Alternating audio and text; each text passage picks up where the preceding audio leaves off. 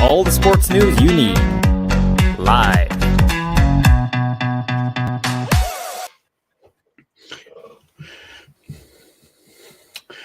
And hello, very good afternoon to you, and welcome to another episode of the Locker Room here on Indie Live Radio and Independence Live. My name, of course, is Michael. Michael, if you've never been here before. And if you've, and also joined this afternoon by Graham Duffy. I think he puts D up because he doesn't want the milkman to be at his door. As we know, flew in Glasgow, the police. So we're here until 5 o'clock, looking back at yesterday's action and today's action. And believe it or not, we've got one more game to come up tomorrow night, Falkirk against Ayr United. We will preview that one as they go on. Also, at the minute, Scotland and Ireland games just kicked off at Murrayfield.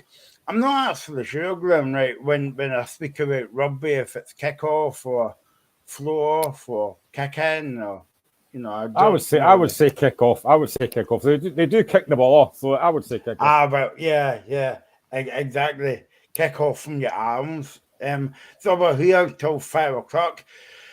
We've just watched Rangers comfortable in the end by winning 3 goals to 0 against Raith Rovers at Ibrox.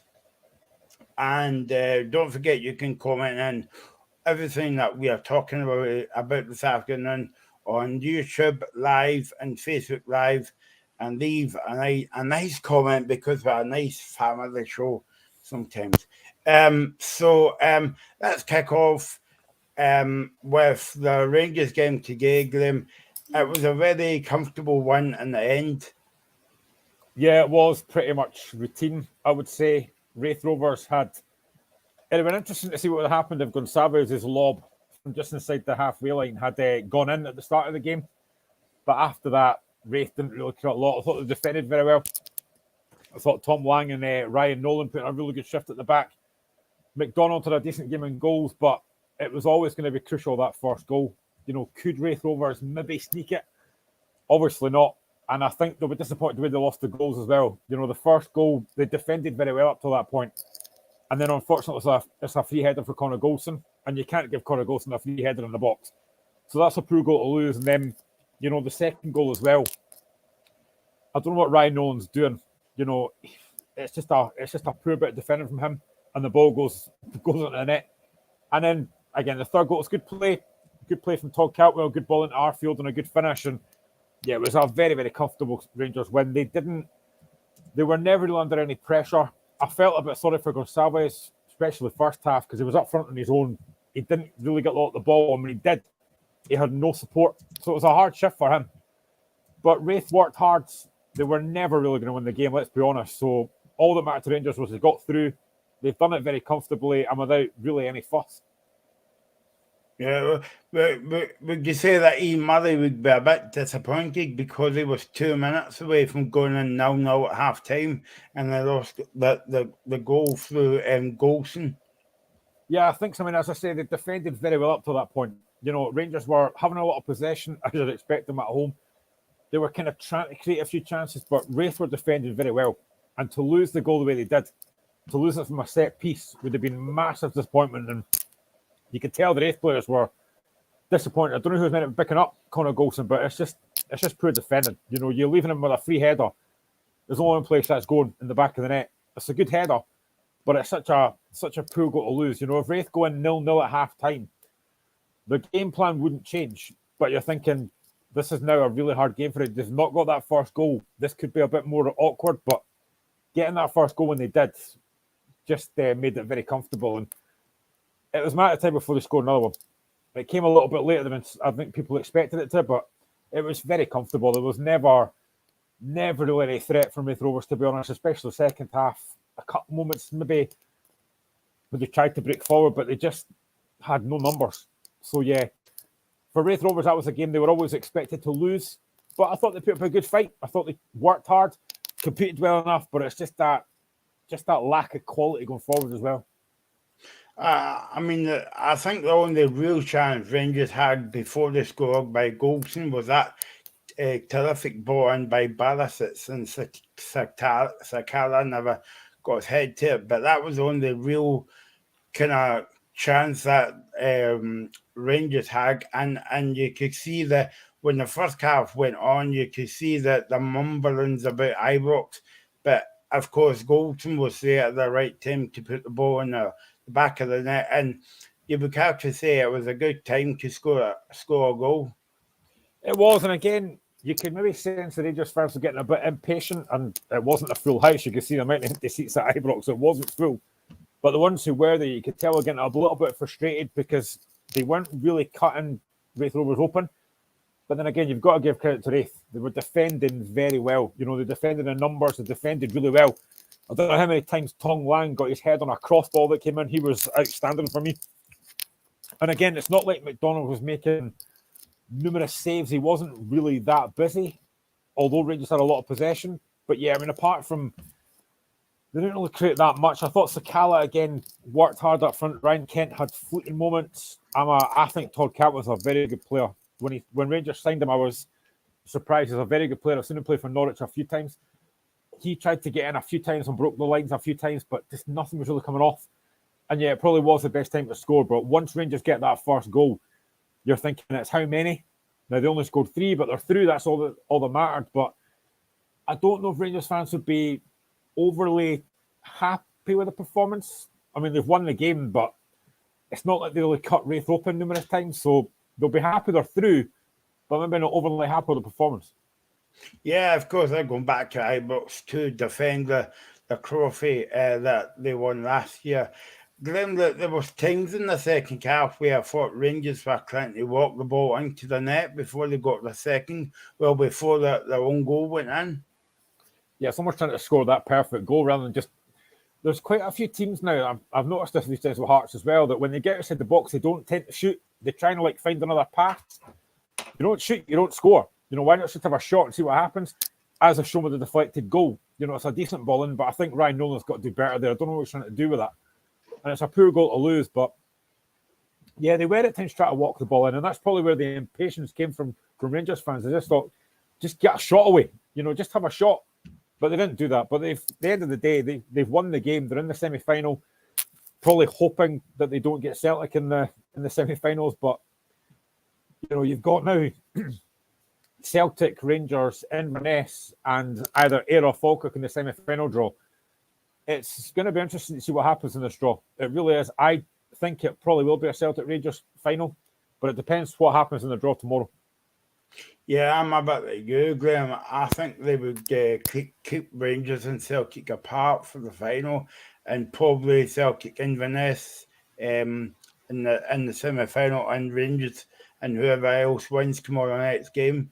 But then again, I could have that completely wrong as always. If we listen to Michael Beale after the game, do you think he would be saying about like what you were saying there about it's all about getting through to the final, getting through to the semi-final, because he must be frustrated again about the performance?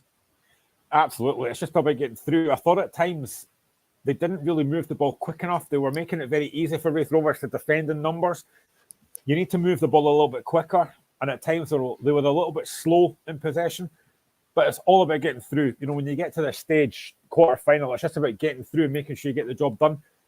I mean, let's be honest, they've had a pretty easy run to the semi-finals. They've not really played a top team yet. Now, they might get that if they play Celtic in the semis, but they've had a very easy run so far. And they're winning games. I thought they were okay today without being spectacular. In the last round against Partick Thistle, I didn't think they were that great. They've had performances that maybe haven't been particularly impressive, but they're winning games. And I suppose that's all that matters.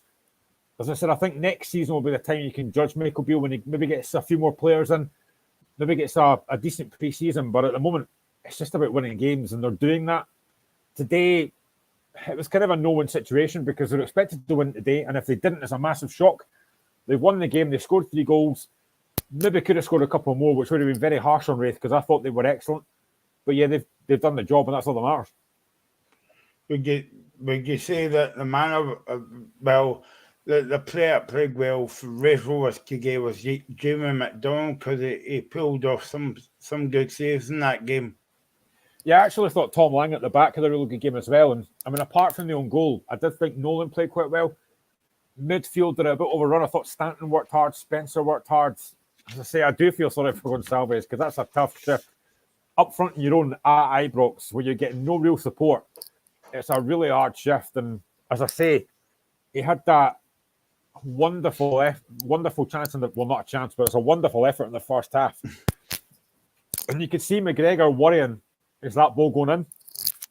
And it curls away wide. It's really unfortunate, but the vision that Gonçalves showed to even try and hit it from there was brilliant. He's very unlucky, but apart from that, Gonçalves got really no chances. But yeah, I thought Raith, they defended very well. You know, they can be really proud of what they put in today. It was always going to be a hard game. Nobody expected them to win that game today. Nobody. But, you know, cup football, you give yourself a chance. And I thought Raith, they worked really hard, defended really hard. McDonald did have a good game, but I thought Tom Lang at the back was very impressive all afternoon. Talking about a cup, they've got a cup final in 2 weeks. I think it's Graham against Hamilton Accies in the SPFL Class Trophy or something they're calling it this weather. Yeah, they've never lost that. They've won that before. By the way, just to bring you up to speed, not a lot's happening. 7 minutes gone at Murrayfield. It looks as though it's a full house there, Graham, actually. Scotland now, Ireland now, so we'll keep you up to date on that one. But yeah, I was very impressed again by the referees' support that they brought Ibrox. Yeah, it was great. They were really noisy pretty much most of the way through that game, and I suppose for them it's a day out. You know, you get a chance to go through to Glasgow for a Scottish Cup quarter-final. You're not expected to win. They've taken a really big fan base there. They'll be really proud of their team. I'm sure that they stayed and applauded the team off, rightly so, because they put in a shift. And that's all you can ask for, just put in a shift. No one expected anything else today, apart from Rangers win. But they worked really hard. Raith are not going to be judged on games against Rangers. You know, they're going to be judged on games in the Championship. And if they can try and push for a kind of playoff place, then it'll be a great opportunity for them. But today, it's a one-off game. It's a cup quarter-final. They've taken a really good fan base there. They've worked really hard, put in a really good shift. And I think the Raith fans can be very proud of their team today because they put in a lot in that game today. I'm actually just looking at your jumper like you're wearing today, Graham, and you might get called an Aberdeen fan today because is that a red jumper that you've got on? It is a red jumper. Yeah, because it's one of my favourite red jumpers. Yeah, just in case people's tuning in and they'll be saying, Michael, that's a weird thing to say. Well, it's because I'm weird myself, but 2 weeks ago, Graham was on the show and somebody called you, was it a Rangers fan, Graham? That cut me deep. Never accuse me of a Rangers fan because that's just so wrong on so many levels. Yeah. Was that the cup final, Graham? Yeah. No, I can't remember what game it was. No. So there you go. I never actually thought I would do the show and have to watch what I'm wearing because folk might think I'm a Rangers fan or something. Mental. Yeah, well, as long as you keep within a jumper, that's all I say. I'll wear nothing next week. Yeah, that's why I'm not on that Sunday. So yeah, a very comfortable win for Rangers today, 3-0, Graham, and you know, I think most of the Rangers fans going away from the game would be thinking about what Michael Beale might be saying after the game to the media about, at least with Luke in our semi-final, disappointing, but 3-0 at home. Yeah, they'll be looking now because they're probably the only team now that can stop Celtic winning the treble, which I don't think they'll do. But yeah, he'll be delighted that they're through. He might say that they played well. I think they played okay in spells. I don't think they played outstanding, but it's cup football. You know, all the matters is getting through to the next round, and they've done that. And as I say, they couldn't really win today because they were expected to win. They have won. They've scored 3 goals. Okay, you can maybe look at the defending for certainly two of them, the first two goals, but all that matters is they're through. And they've done that. You know, Rangers fans going in from Ibrox will be delighted that they're through. But performance level, I think they maybe need to raise a little bit more, because if that's a performance against Wraith Rovers, it wasn't exactly encouraging. But as I say, they've won the game, they're through, and that's all that matters. Bad news for Scotland, Graham. Ireland's got a penalty at Murrayfield. So I thought that said Rangers penalty there. Oh, it's Ireland penalty. Never mind. Yeah. Rangers nearly got a penalty actually to get in the game. But again, it would have been harsh to give it, Graham. Yeah, and I think Sakala probably made a little bit more of that than they should have done. But yeah, Ireland are 3-0 up. Decent penalty, very, very easy from Johnny Sexton. He was never going to miss that. 3-0 Ireland. They actually had a chance earlier on where they thought they had a try, but it hadn't quite gone over the line yet. So Ireland have started well. Scotland yet to really get at the stride at the moment. 12 minutes gone. Yeah, no, it's got a long way to go, but it's got to be very difficult. But you never know. You can live in hope. That's what we do. We'll look at France yesterday. They absolutely hammered England yesterday afternoon. Yeah, I know exactly. Because I'm on Injured Ivory Go, yeah, I was delighted to see that. And yeah, but I can't say it if I'm working on any other channels at the moment because sorry, you're not Gary Lineker. Especially on Twitter. If I could put on Twitter. This is my Twitter. I can say what I want. But there you go. That's another conversation for another week. So and then Scott Arfield right then getting a goal coming off the suspense and scoring a goal to make it 3-0 to Rangers. Very comfortable win, and Rangers march on to the semi-final. Yeah, Arfield's a good player. I'm surprised he doesn't actually start a lot more games because he is one of these guys that can break the lines. He does have a goal in him, and it was a good finish. Pretty much the main build-up play was really done by Todd Cantwell. He could have easily gone himself, but he didn't. He's got the vision, looked up, picked the pass to Arfield, and Arfield finishes. And Arfield is a guy that he does score goals. You know, that's what he does. He gets into the box, he scores goals, and it's a comfortable finish. So yeah, I think Arfield will be delighted with that he's managed to come off the bench and score. But it was very comfortable for Rangers. You know, as I said, there really wasn't a lot that Wraith Rovers could do apart from that Esmer Gonçalves shot. They didn't really create a lot apart from that, but nobody expected that. But for Rangers, it's now looking forward to their draw tomorrow, seeing who they get. I think it'll be Rangers Inverness and Celtic against Ayr Falkirk, and then it'll be a Celtic Rangers final. Well done, Graham. You've actually passed the first of the taking the because I said once and you said nothing. Well done. Well, welcome to the media game, Graham. There you go. And so, but at least one of us will be right this time instead of us being horribly wrong every week in the show. Watch it when a Rangers Celtic final, we're both wrong. Yeah, watch a Rangers Celtic semi and we're both wrong. Yeah, exactly. Yeah. I don't know if it was me, Graham, but did you hear a couple of boos when Morelos came on the park today? I never really heard it. Maybe they did. I'm not sure. Maybe it's because he took Cholak off. Maybe the Rangers fans thought he was playing well. Yeah. You know, sometimes fans can be like that. If a player that they like gets taken off, they start booing. Something I've never done before, but maybe it is that, because I'll be a bit surprised if they did boo Morelos coming on, given what he's done for Rangers over the years.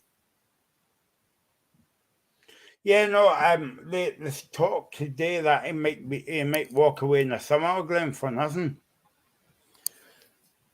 I mean, I suppose it's a risk you've got to take. He's been at Rangers for a while now. There was always talk about Morelos leaving anyway. There was all these clubs apparently coming in for him, but we don't know how true that is. So if he does go away in the summer, then fair enough. He's done his bit for Rangers. He has scored goals.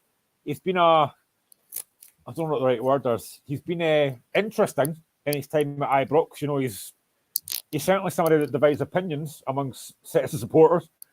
But, you know, he wears his heart on his sleeve. He goes on the pitch and he does try his best. Yes, there are times where he maybe downs tools a little bit, but he's been a good player for Rangers. And he will be a loss to them. And obviously, if they lose him for nothing, it'll be a huge blow. But that's what it is. Maybe they should have cashed in him all those years ago when they had the chance to cash in him, but they didn't take the chance. Yeah, no, exactly. And another man, it's I would be surprised if he's signed a new deal, because I think he's signed a 1-year deal this season. Aaron McGregor, he never had much to do at all in the game. No, I didn't. As I say, apart from that Gonçalves chance that went over his head, and you could see him going, "Uh-oh, this could be interesting." He was pretty much a spectator. He could have gone and sat in the stand. You know, he could have been a fan because he had nothing to do. And you're going to get, when you're playing at Celtic and Rangers as a goalkeeper, you're going to get games like that, especially against like lower league teams. You're not going to be called into action that much, but it's what you do when you're called into action. You know, you've got to make sure you're prepared just in case. Didn't really have that today because Wraith didn't really create anything, to be honest. And it was going to be hard for Wraith. You know, they just didn't have that quality going forward, and they were trying to kind of to stifle Rangers, so it didn't really give them much of a threat going forward. But as I say, I thought Wraith worked really hard, and Scotland have just scored. Scotland are back in it. It's 5-3. That's a really good try there. I think it's Jones that's got the try. Really good try there for Scotland. Yeah. Murrayfield fans absolutely delighted. Yes, good time to score again, Graham, because the more it goes on, you think, well, are they going to get back in the game? But that was, 2 or 3 minutes after Ireland scored. Yeah, Hugh Jones has got the try, a really good try as well. Excellent play by Scotland, who really haven't been in the game up until that point. So it's a very good time to get a try. And right back in the game as well. Oof, yeah. It may get look easy, Graham, but, you know, rugby's not one for the faint-hearted, but it make it look easy, that try. Yeah, it's a great layoff right under the posts. A chance now for Scotland to stretch that with a conversion coming up, which I would think they should score. But then again, nothing is certain. But no. Yeah, fantastic. Yeah, Scotland have that conversion as well. 7-3 to Scotland now. 18 minutes gone, 7-3 to Scotland. And of course, we'll be on till the end of Graham because we don't finish till 5. So it's funny because normally when we do the show, if we've got a live game, it's football. And this time it was rugby we're there. Yeah, and next week, I don't know if you know, but there's a big game on cricket. Scotland are playing South Africa in the cricket. I don't know, but I'll just make that one up. That's not one of my better jokes, Graham. And I'm waiting for Graham to say, "Well, have you ever had a joke in your life?" But yeah, I wouldn't be that. I wouldn't be that cruel. Well, look at this face. Yeah. Wait till we talk about the Hearts and Celtic game in the run-up to. Do we have? Yeah, I'm afraid we have to talk about that game. The only kind of real shot I kind of wrote down for Wraith Rovers was Easton, but it was very comfortable save by if you would call it a save, Graham. Yeah, it was. That was probably maybe the only real chance that Wraith had. But again, they had to defend so deep. You know, they were trying to kind of stifle Rangers, and they couldn't really get enough support to Ismael Gonçalves, who, as I said earlier, that's a tough shift. I feel sorry for anyone that's got to play up front of their own, because that is such a tough shift. And, you know, Gonçalves did work hard. A lot Easton did work hard as well, but it was going to be very hard for Wraith to really create anything today. Now, I did say on Friday that I kind of hoped that they might do what Partick Thistle did and have a bit of a go. And I think they did try in spells, but they just didn't have enough of that quality going forward. And end of the day, you know, as I said, I think Ian Murray will be happy with the performance. They've come away from Ibrox. They've not been hammered. You know, they've kept themselves in the game. But it's just, I think if you're going to be critical, you're maybe more looking at the defending for the goals, because they were very poor goals to lose.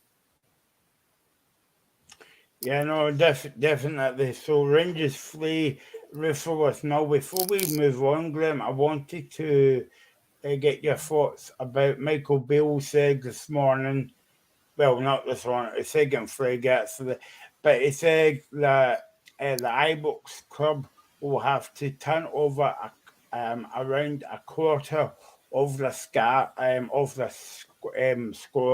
in the summer. How concerned would that be if you were a Rangers fan? Probably a little bit, but then maybe Rangers fans looking at that squad thinking maybe that's a good thing. Maybe there's players in that squad that need to get moved on. A lot of deadwood in there.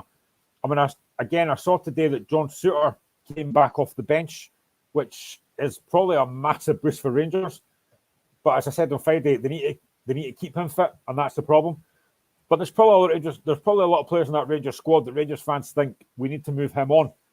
So maybe it is going to be a massive rebuild because let's be honest, and we'll get to it in a minute when we talk about Celtic Hearts, but Celtic are miles ahead. You know, they are miles ahead of everybody in that league.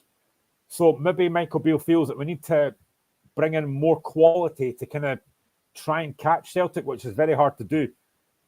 But I think they probably are. I mean, I'm not a Rangers fan, surprisingly. But I look at that Rangers squad and I think there are players in that squad that probably do need to get moved on, maybe won't feature as much. You know, if they lose Morelos, that'll be a massive blow. But there are players in that team that probably need to go. So I'm not surprised that he's maybe talking about a massive rebuild, but then it's how many do they need and how much are they going to cost? Yeah. I suppose one of the positions that they would be looking at is Aaron McGregor. Yeah, I mean, I really like John McLaughlin. I think he's a great backup goalkeeper. But do Rangers need somebody else? McGregor, again, he's been a great servant for Rangers. He would be a massive loss. But again, with goalkeepers, they can go on for years. If they keep themselves fit, they can go on for as long as they want. But yeah, he would be a massive loss. And they probably do need to think about replacing him. But it's who they replace him with. You know, is there anybody in the Rangers youth ranks that could maybe break into that team? I'm not sure. But I suppose when McGregor decides it's time to hang up the gloves, then that'll be his decision, I would imagine. Yeah, no, exactly. He's been a good servant to Rangers over the years. He has. I mean, we know the whole thing that happened with the whole Scotland thing, and that was a shambles, to be honest. And he's obviously got to play a large part of the blame in that.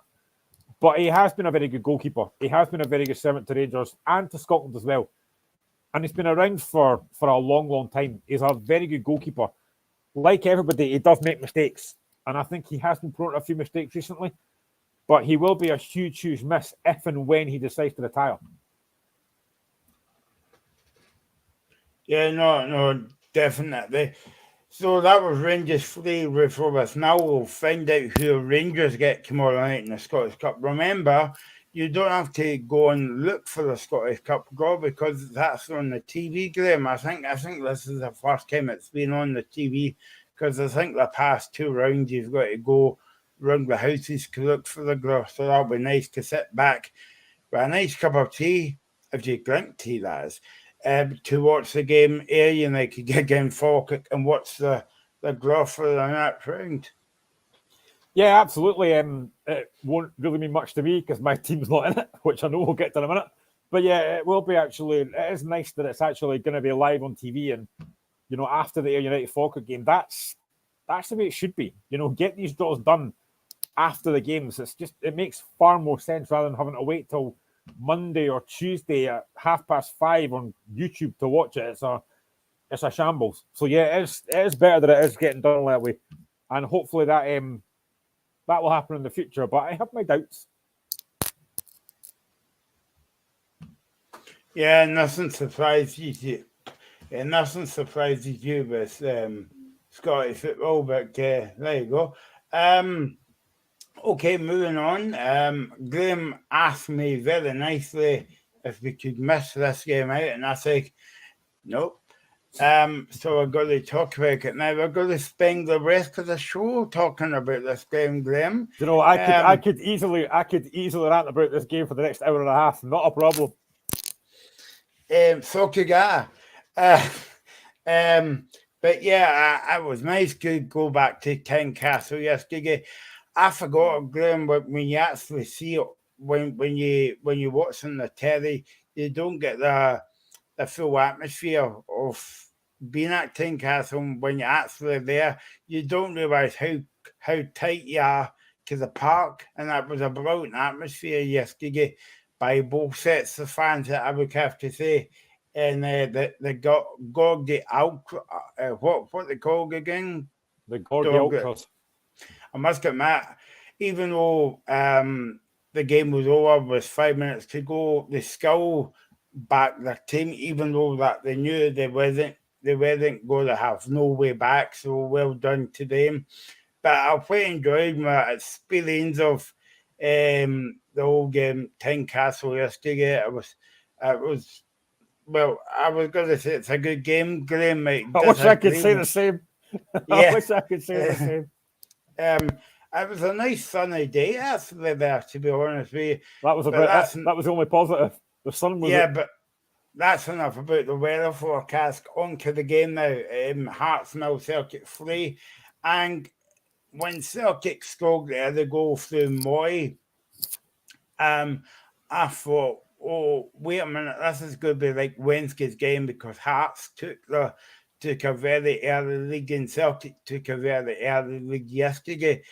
And I don't know about you, but I was very, very comfortable, you would say, for Celtic, a bit like Rangers today. Yeah, so I think I said on Friday, and I say this quite a lot, that Hearts yesterday had to start that game well. We had to start on the front foot. We had to press. We had to harass. We had to basically get in Celtic's faces. 35 seconds on the clock, and Hatate's in the box having a shot at Xander Clark, which Xander Clark does great, brilliantly to save. And that set the tone for the rest of the game. And then a minute later, Celtic get the first goal. And again, I mean, we could have easily conceded more yesterday, right? But I look at the goals we conceded. That first goal, I'm a massive fan of Carol's, but I don't know what Carol's is doing yesterday, because he tries to press on halfway. He gets nowhere near the ball. Jota skips past him. He's got acres of space to go into. Puts the ball in the box. It's a great finish from Aaron Moy. But again, there's plenty of Hearts players there and nobody deals with it. And at that point, I'm thinking, I could easily switch this game off now. This game's done, because Celtic have started so quickly. And then we can have a spell midway through the first half where I thought, we're getting back into the game. You know, we tried to get the ball forward to Janelli a few times. We tried to get in between the lines, but Ireland have just got to try themselves, actually. Yeah. Ireland are back in the game. Can't remember who scored it, but yeah, I mean, we had that chance from a set piece, a really good header down by James Hill, a great effort from Toby Sibic, and a fantastic save from Joe Hart. If that goes in, maybe the game's different, I don't know. But again, you know, we go on at half-time 1-0. So Graham, that cry's getting taken to... Oh, yeah, it's gone to TMO. Yeah. Oh, that's really tight. I don't know if this will be given or not. It's very, very tight. Oh, I think that is a try, you know. I've got to say, I think that probably is a try. No, I might be wrong. It's very hard to tell when you look at two different camera angles, Graham. I know. I mean, he's put into play. He's knocked over. He's put into play, but it looks like, has he got the ball down before he's kind of lets go out of play? It's so tight. I think this might be given. I mean, they're taking it. It's like VAR. They're taking ages to sort this out. What they call him? That's what they call him at the game. No? It's been given. It's a try for Ireland. They are 8-7 up now with a conversion to come. Disappointing for Scotland, but it's a good try to be fair. But yeah, on Hearts, I just thought that once Sibic has that shot saved from Clark, I think we're back. We might get back in the game, but half-time comes and Celtic are 2-0 up, and again, the defending for the goal is horrendous. Don't get me wrong, it's a great finish from Kyogo, who tends to love a goal against Hearts, but the ball's out on the right-hand side. Stephen Kingsley has got to do more to stop that cross coming in. It's an impudent finish from Kyogo, and at 2-0 down, the game's done. You know, we were never getting back in the game after that. Second half, we huffed and puffed, didn't really create a lot, and then again, the third goal. You can't leave Carter Vickers unmarked in the box with a free header. Really poor defending. All 3 goals are avoidable. But if I'm going to be honest, Xander Clark was man of the match. He made numerous very good saves. Celtic could have scored more. And that word you used, they're comfortable. Yeah, it was. And that's frustrating because I knew that Hearts wouldn't win the game yesterday. Ireland have missed the conversion, so it's still 8-7 to Ireland with 28 minutes on the clock. But yeah, we just didn't do enough. And it's frustrating because I knew we wouldn't win the game. I hoped more than anything else we might, but we didn't do enough. And I think, again, the tactics, when I actually saw the team sheet and there was no Shanklin, no Snodgrass, no Humphreys, you've got Devlin on the bench, you've got Cochrane on the bench, I wasn't confident. All we really did yesterday was tried to get the ball long to Ginnelly going behind and hope he did something, and it didn't work. It was far too easy for Celtic, and that's more the frustration that I've got. If we'd have played yesterday, had a real go and got beat, I'd have accepted that. But it's how we lose. That's the frustration. I think to be fair, Graham, that it could happen to any team yesterday, but when Celtic gets in the groove, it could happen to any team that they could cut them open at will, you know. Yeah, well, that's the thing. I mean, when Celtic are up for it, and they were clearly up for it yesterday, you can see that right for the start. As I said, that chance of 35 seconds. I knew then that Celtic were up for it. I thought they were much more lively than they were on Wednesday. I don't know why that was, whether they got a kick up the backside by Postecoglou, I don't know.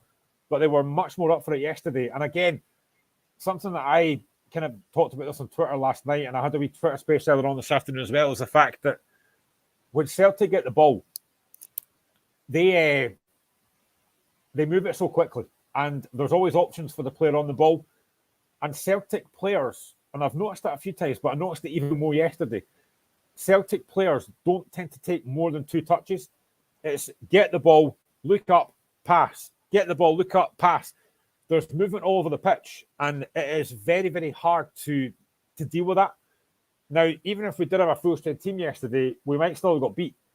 But there's such a, as I mentioned earlier, and I mentioned this on Twitter as well, Celtic are miles ahead of everyone else in Scotland, and I include Rangers in that. Celtic are miles ahead.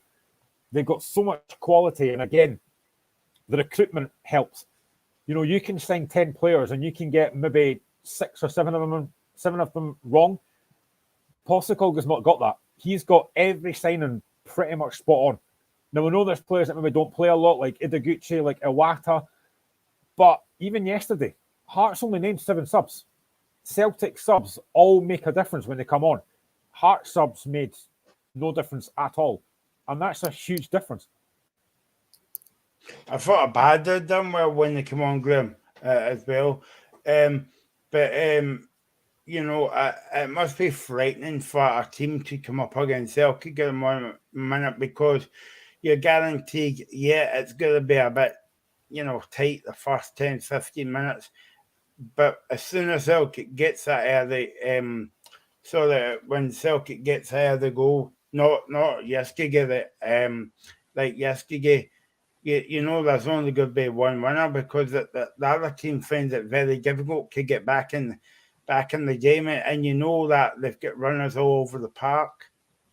Yeah, I mean, the one thing we couldn't do yesterday was concede early. I mean, concede within the first 2 minutes. That was just always give an uphill battle after that. And we didn't have enough to really cause Celtic problems. And as I say, when Celtic are at it, they're a very, very good side. They've got so much quality going forward. You know, you look at guys like Jota, Kyogo. You know, you've got Aaron Moy that breaks in midfield. You've got Hattati that gets in the box. You've got McGregor who kind of keeps things ticking over. You're bringing guys on like Abada. You've got Haksabanovic. You've just got so much quality going through that side. It is very hard for anybody to really compete. In a one-off game like yesterday, I had hoped that Hearts might have had a bit more of a go. And I thought, you go back to a few months ago when Celtic went to St Mirren and got beat 2-0. St Mirren were very good that day. Celtic were off it, but St Mirren were excellent that day. We were never anywhere near Celtic yesterday. We couldn't get near them. I thought the formation and the tactics just didn't work. I mean, in these big games as well, for me, I love Barry Mackay, but in these big games, he can't start because he doesn't show up.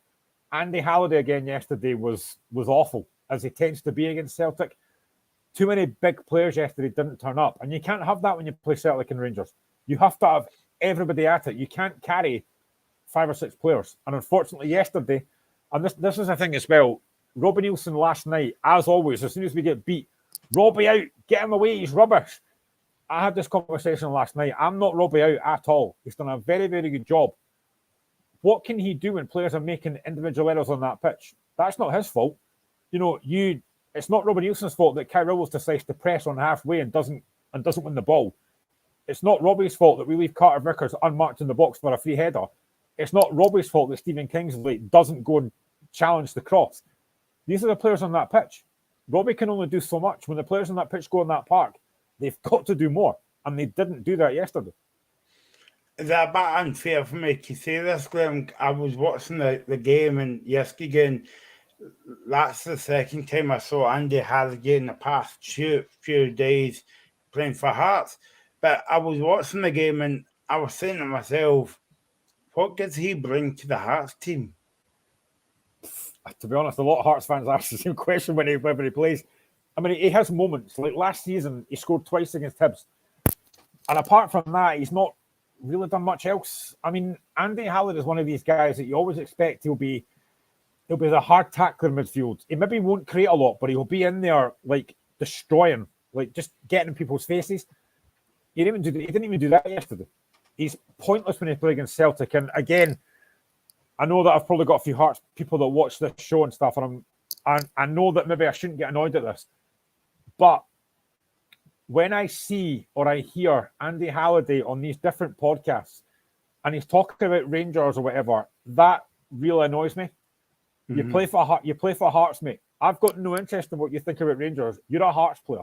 Stop talking about Rangers when you play for Hearts. When you want to, if you retire, then I've got no problem with that. Talk about whatever you want. But when you play for Hearts, I've got no interest in listening to you on a podcast talking about Rangers. Honestly, it annoys me. It always has, and it always will. Yeah, no, exactly. And I've often wondered, thought about that, about a few players that's been on that particular station, but that particular station that you're talking about, it's a Glasgow radio station. So why is he going to Glasgow to talk about Rangers? Well, he could have been going to an Edinburgh station like 4-1 or 4-2 or whatever the case and talk about Hearts. A few seasons ago, it annoyed me because we played in the League Cup against Alloa. We got beat 1-0 after extra time, and Andy Halliday played in that game. And then the Monday, a couple of days later, he's on the radio taking calls about Rangers and Celtic. I'm like, mate, you're an embarrassment. You just played in that game on Saturday that we got beat by Alloa, and you're on here talking about other teams that aren't Hearts. That really infuriated me. I was raging with that. And every time I hear him, it annoys me even more. He might be a nice enough guy, and at times maybe he's a decent player. But when you play for Hearts, I don't want you talking about other teams when you play for us. That really annoys me. And when you're playing, when you put in performances like yesterday, that annoys me even more. Because I guarantee that he'll be on the radio again this week, and he'll be doing the same thing. And that really infuriates me. But would you not blame Hearts to a certain extent, Glenn, because he's Hearts' player? Yeah, 100%. I mean, somebody should be saying to him, look, Andy, maybe just take a step back like this week and stuff. You've just been on the end of a 3-0 defeat in a Scottish Cup to Celtic. Maybe it's not the best idea to, go on radio, talk about other teams. Hearts should be kind of pulling that back. As I say, if and when he retires, I've got no issue with it. But while he's playing for Hearts, it really infuriates me when people do that, especially him.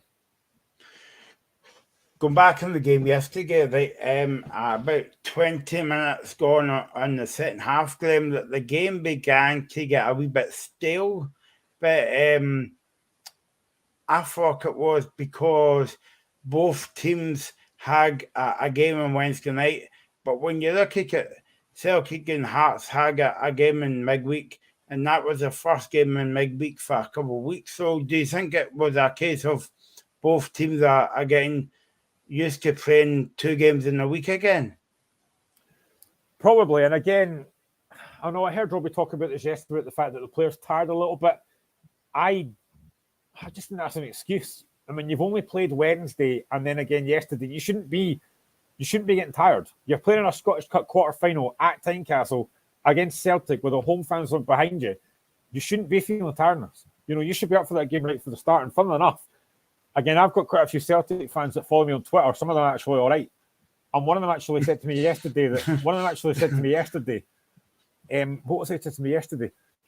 You've actually put up a better fight at Celtic Park on Wednesday than most other teams do, which I agreed with. But then I think, well, that's in Glasgow. Why couldn't we do that at Tynecastle in front of a packed Hearts crowd? That baffles me, that we played better in spells at Celtic Park than we did yesterday. I mean, we didn't really, as I say, apart from that Toby Sibbick shot, we didn't really lay a glove on Celtic yesterday, whereas within a couple of minutes at Celtic Park, we were 1-0 up.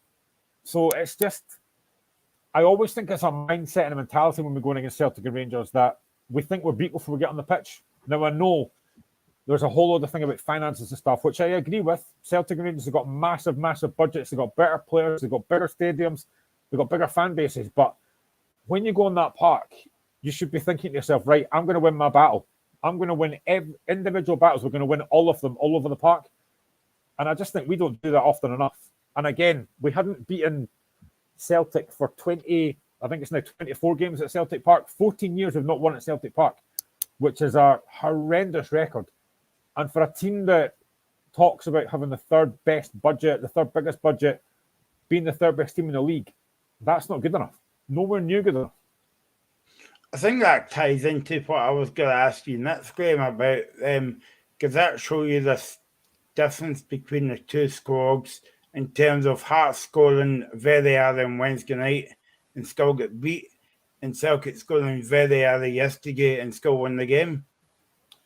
Yeah, I mean, I watched that game yesterday behind the sofa because I knew it was going to happen. As I said, when Celtic scored the first goal, I could have quite easily switched it off then, because given the fact that Celtic could have scored about 30 seconds before that, I thought, we're going to be able to keep the score down here.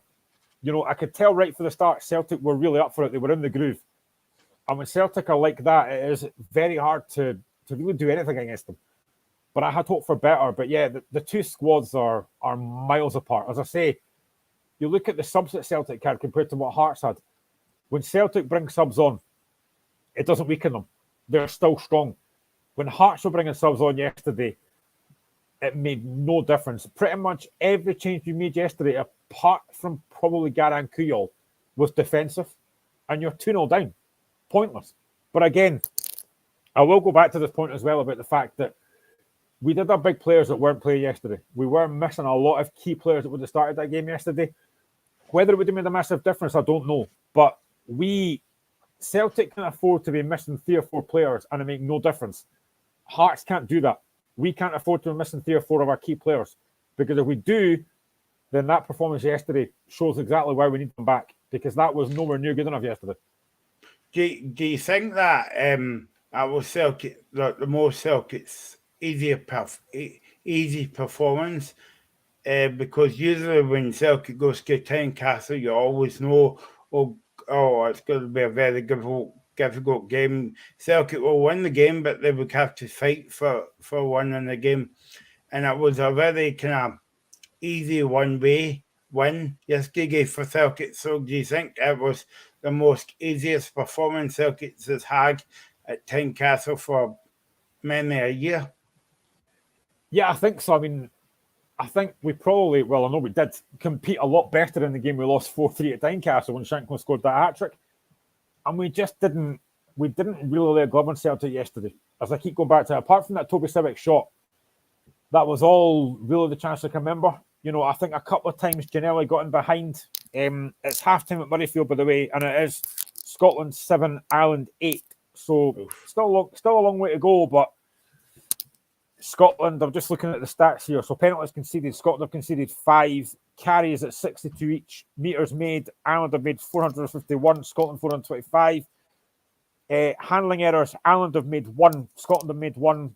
I mean, it is, as the scoreline would suggest, it is very, very tight. But Ireland just having that bit of an upper edge so far, but there's a long way to go. Big second half to come. And of course, Ireland still have a chance to win the Six Nations. So it's a big second half for both teams. Yeah, no, yeah, and we'll keep eyeing that one as well. But yeah, I mean, going back to the game yesterday, Graham, I feel though that was the most comfortable performance that Celtics had at Tynecastle for years. But in saying that, Hearts, they played okay at times on Wednesday night. Yeah, that's the frustration. I'd expect us to be worse in Glasgow than we were at Tynecastle, so I'm a bit miffed about how that's happened. But yeah, it was very comfortable for Celtic. And as I said, Celtic, you could tell right from the start. I thought on Wednesday they were sluggish. They didn't really play at their best at the tempo they usually play at. That was the complete opposite yesterday. You know, Celtic were really up for that yesterday. They played at a high tempo, a high intensity, and we just couldn't get near them. But again, most teams in Scotland can't get near them. And it was very, very comfortable. But the goals that we conceded were so poor. You know, I'm not saying we wouldn't have lost the game anyway, but the goals we conceded, we just gave them away far too easily. But it's something that Robin Nielsen's got to change next season. As I say, I am not by any means Robin Nielsen out. I think he's done a very good job. He's getting us third. I think, as I said on Twitter the other day, that if we didn't get third this season, then I would say that probably questions do have to be asked. But right now, we're doing fine. You know, we're sitting third, 10 games to go. Every chance we are going to get third. We've got a big game at Pittodrie next week against Aberdeen. But what needs to happen next season is when we come up against Celtic and Rangers, we have got to be better. We've got to show more aggression, more commitment, more desire, and just have a bit more quality. And I think that's where the summer will come in handy. I think we need to sign probably 3 or 4 more players up the top end of the pitch. And again, something else I mentioned on Twitter yesterday as well, the midfield, we've got no pace in there. You know, Celtic completely controlled that midfield, and we had Keogh, we had George Grant, we had Halliday that they've not really got the legs to compete. And that's something Hearts have to change next season. I want to see legs in that team that can get about the pitch and really get in Celtic's players' faces, because that yesterday was we were miles off it, absolutely miles off it. And as you said, as the word you used there, comfortable, it was very comfortable for Celtic. And that's, I think, myself and many of the Hearts fans, that's where the frustration comes in, that it was so comfortable. Had we competed and we'd had a go and we got beat just because of Celtic's quality, I could have accepted that. But it's the meek nature of how we basically just went down in that game yesterday. That's what's so infuriating. You say you mentioned Zanga Clark there, right? If in the pool golf brilliant save for Hearts Skiggy.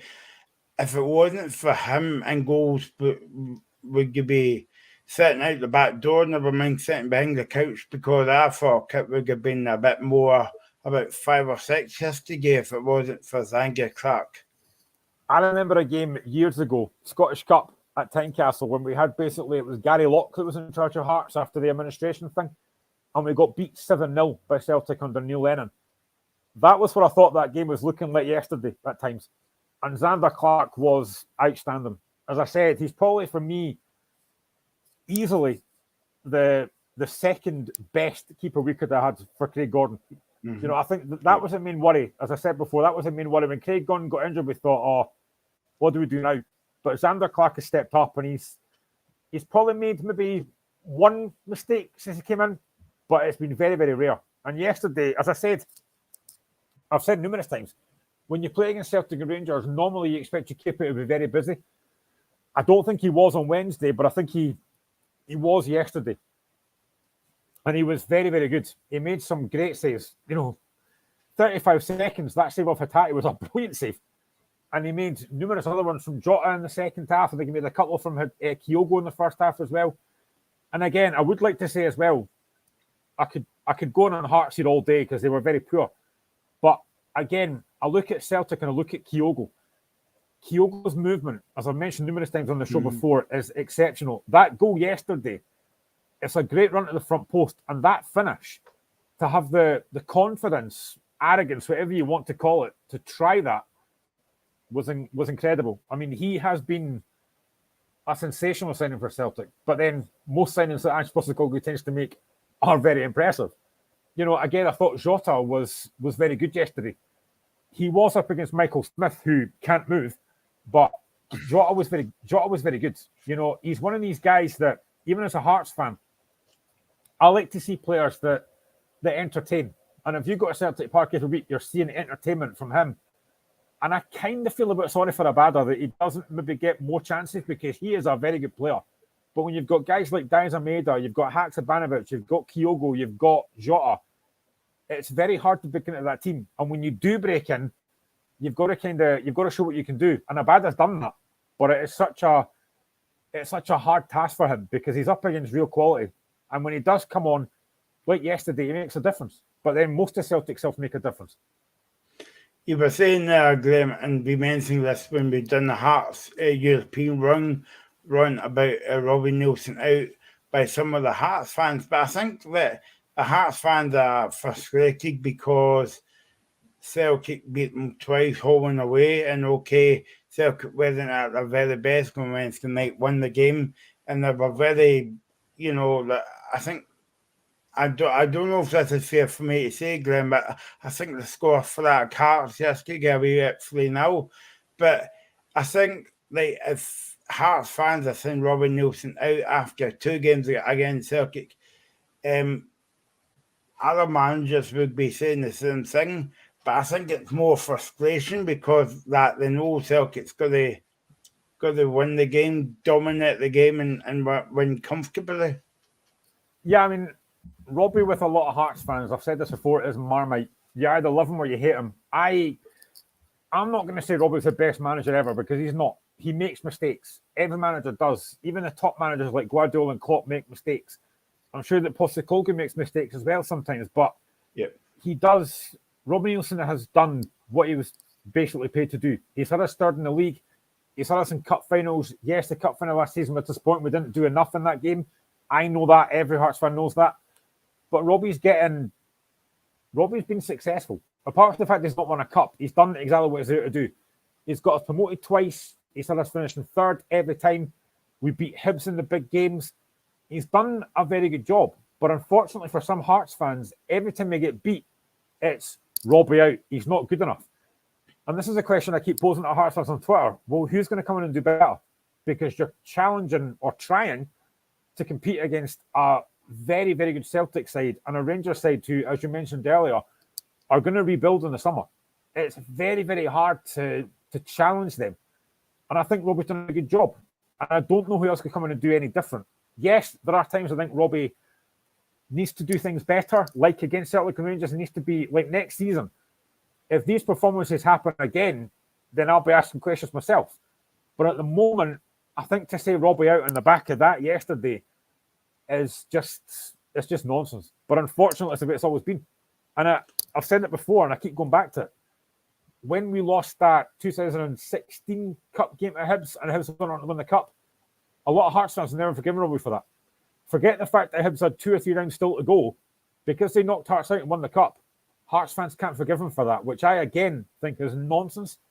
But that's just the way Hearts fans are. They're fickle.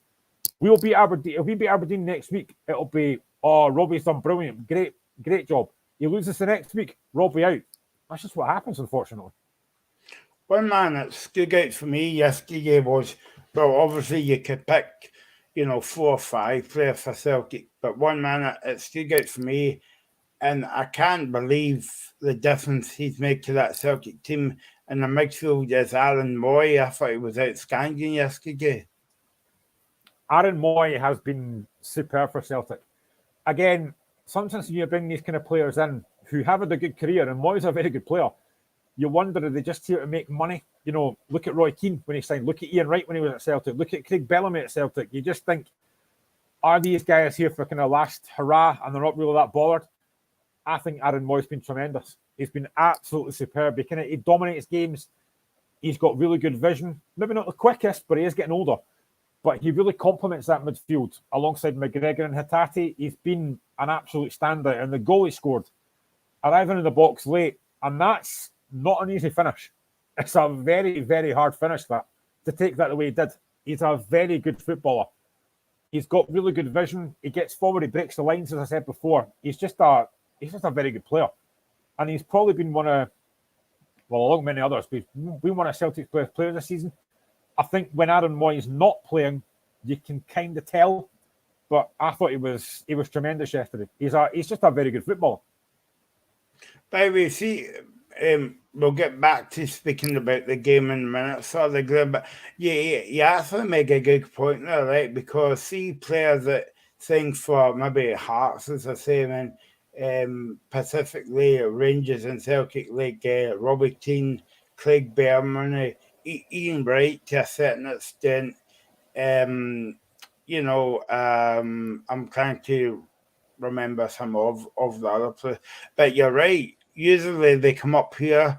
They've got 2 years to go, and because that you know that the Celtic players or Celtic fans or Ranger fans, they just want to say, "Well, I played for Celtic in the last year before I retired," and it's not really fair. No, it's not, and that's not the way that it should be. You know, you come up to play football, and I think a lot of these players, and not just Celtic, there's been a lot of teams that have done that. Look at Rangers, Aaron Ramsey, absolutely pointless signing.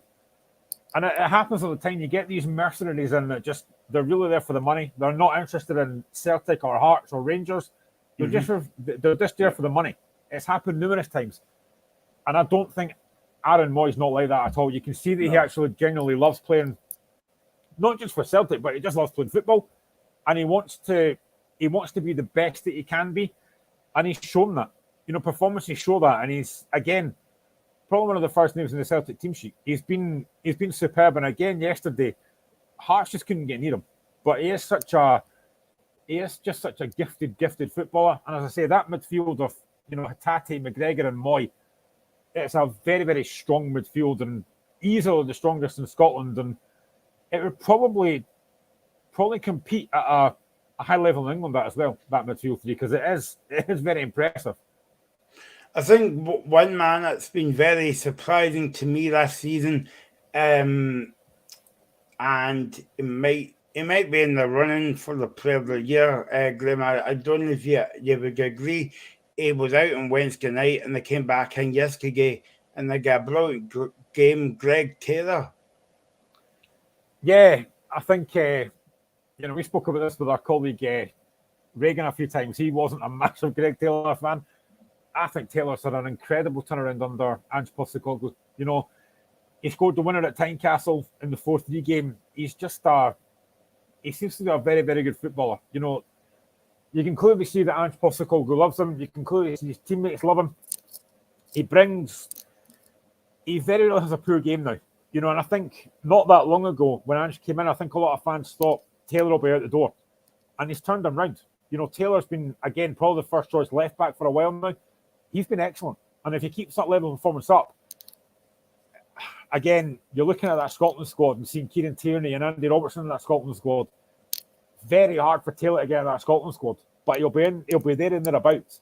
And he never lets the country down. And again, he doesn't let Celtic down as well. So he's been excellent. But again, a lot of those Celtic players that probably thought were out the door when Postecoglou came in have managed to turn things around.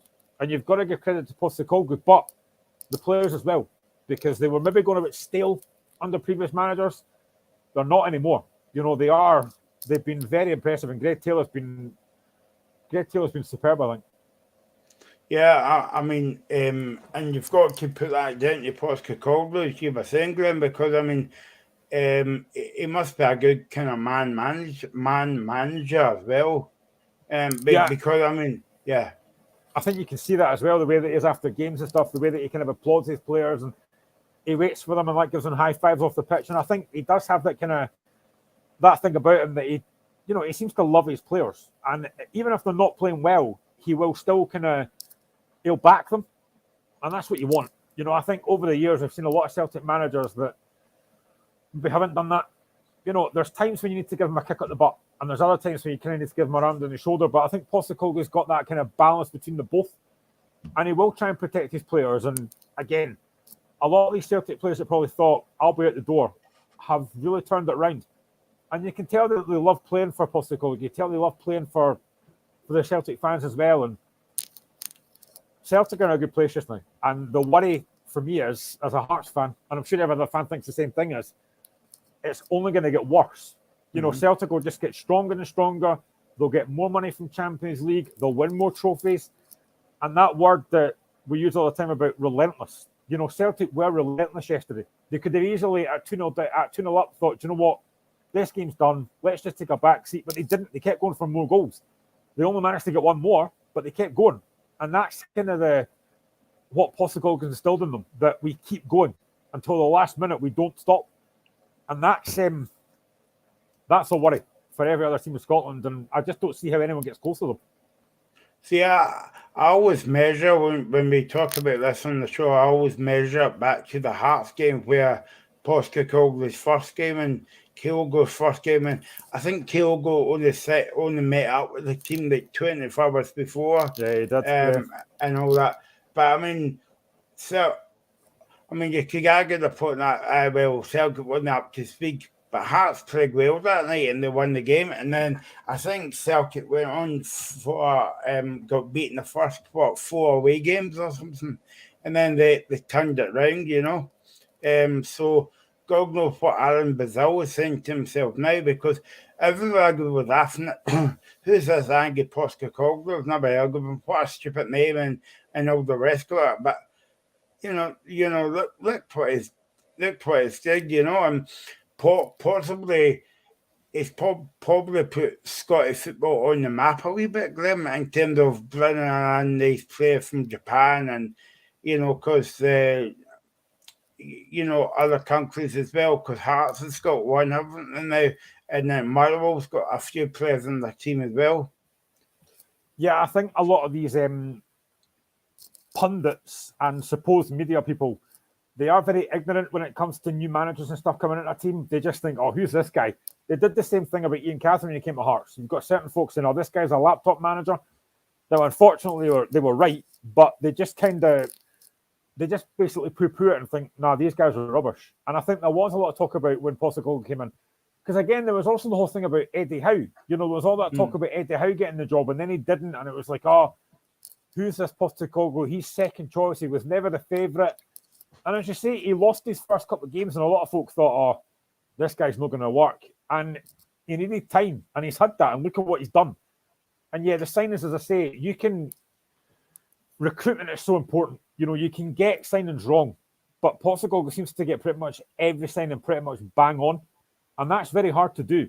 We've got Yutaro Oda from Japan, and I said before, it's a market I'd love to see more teams do, because you can pick up really good players in that Japanese market, the Asian market, and that.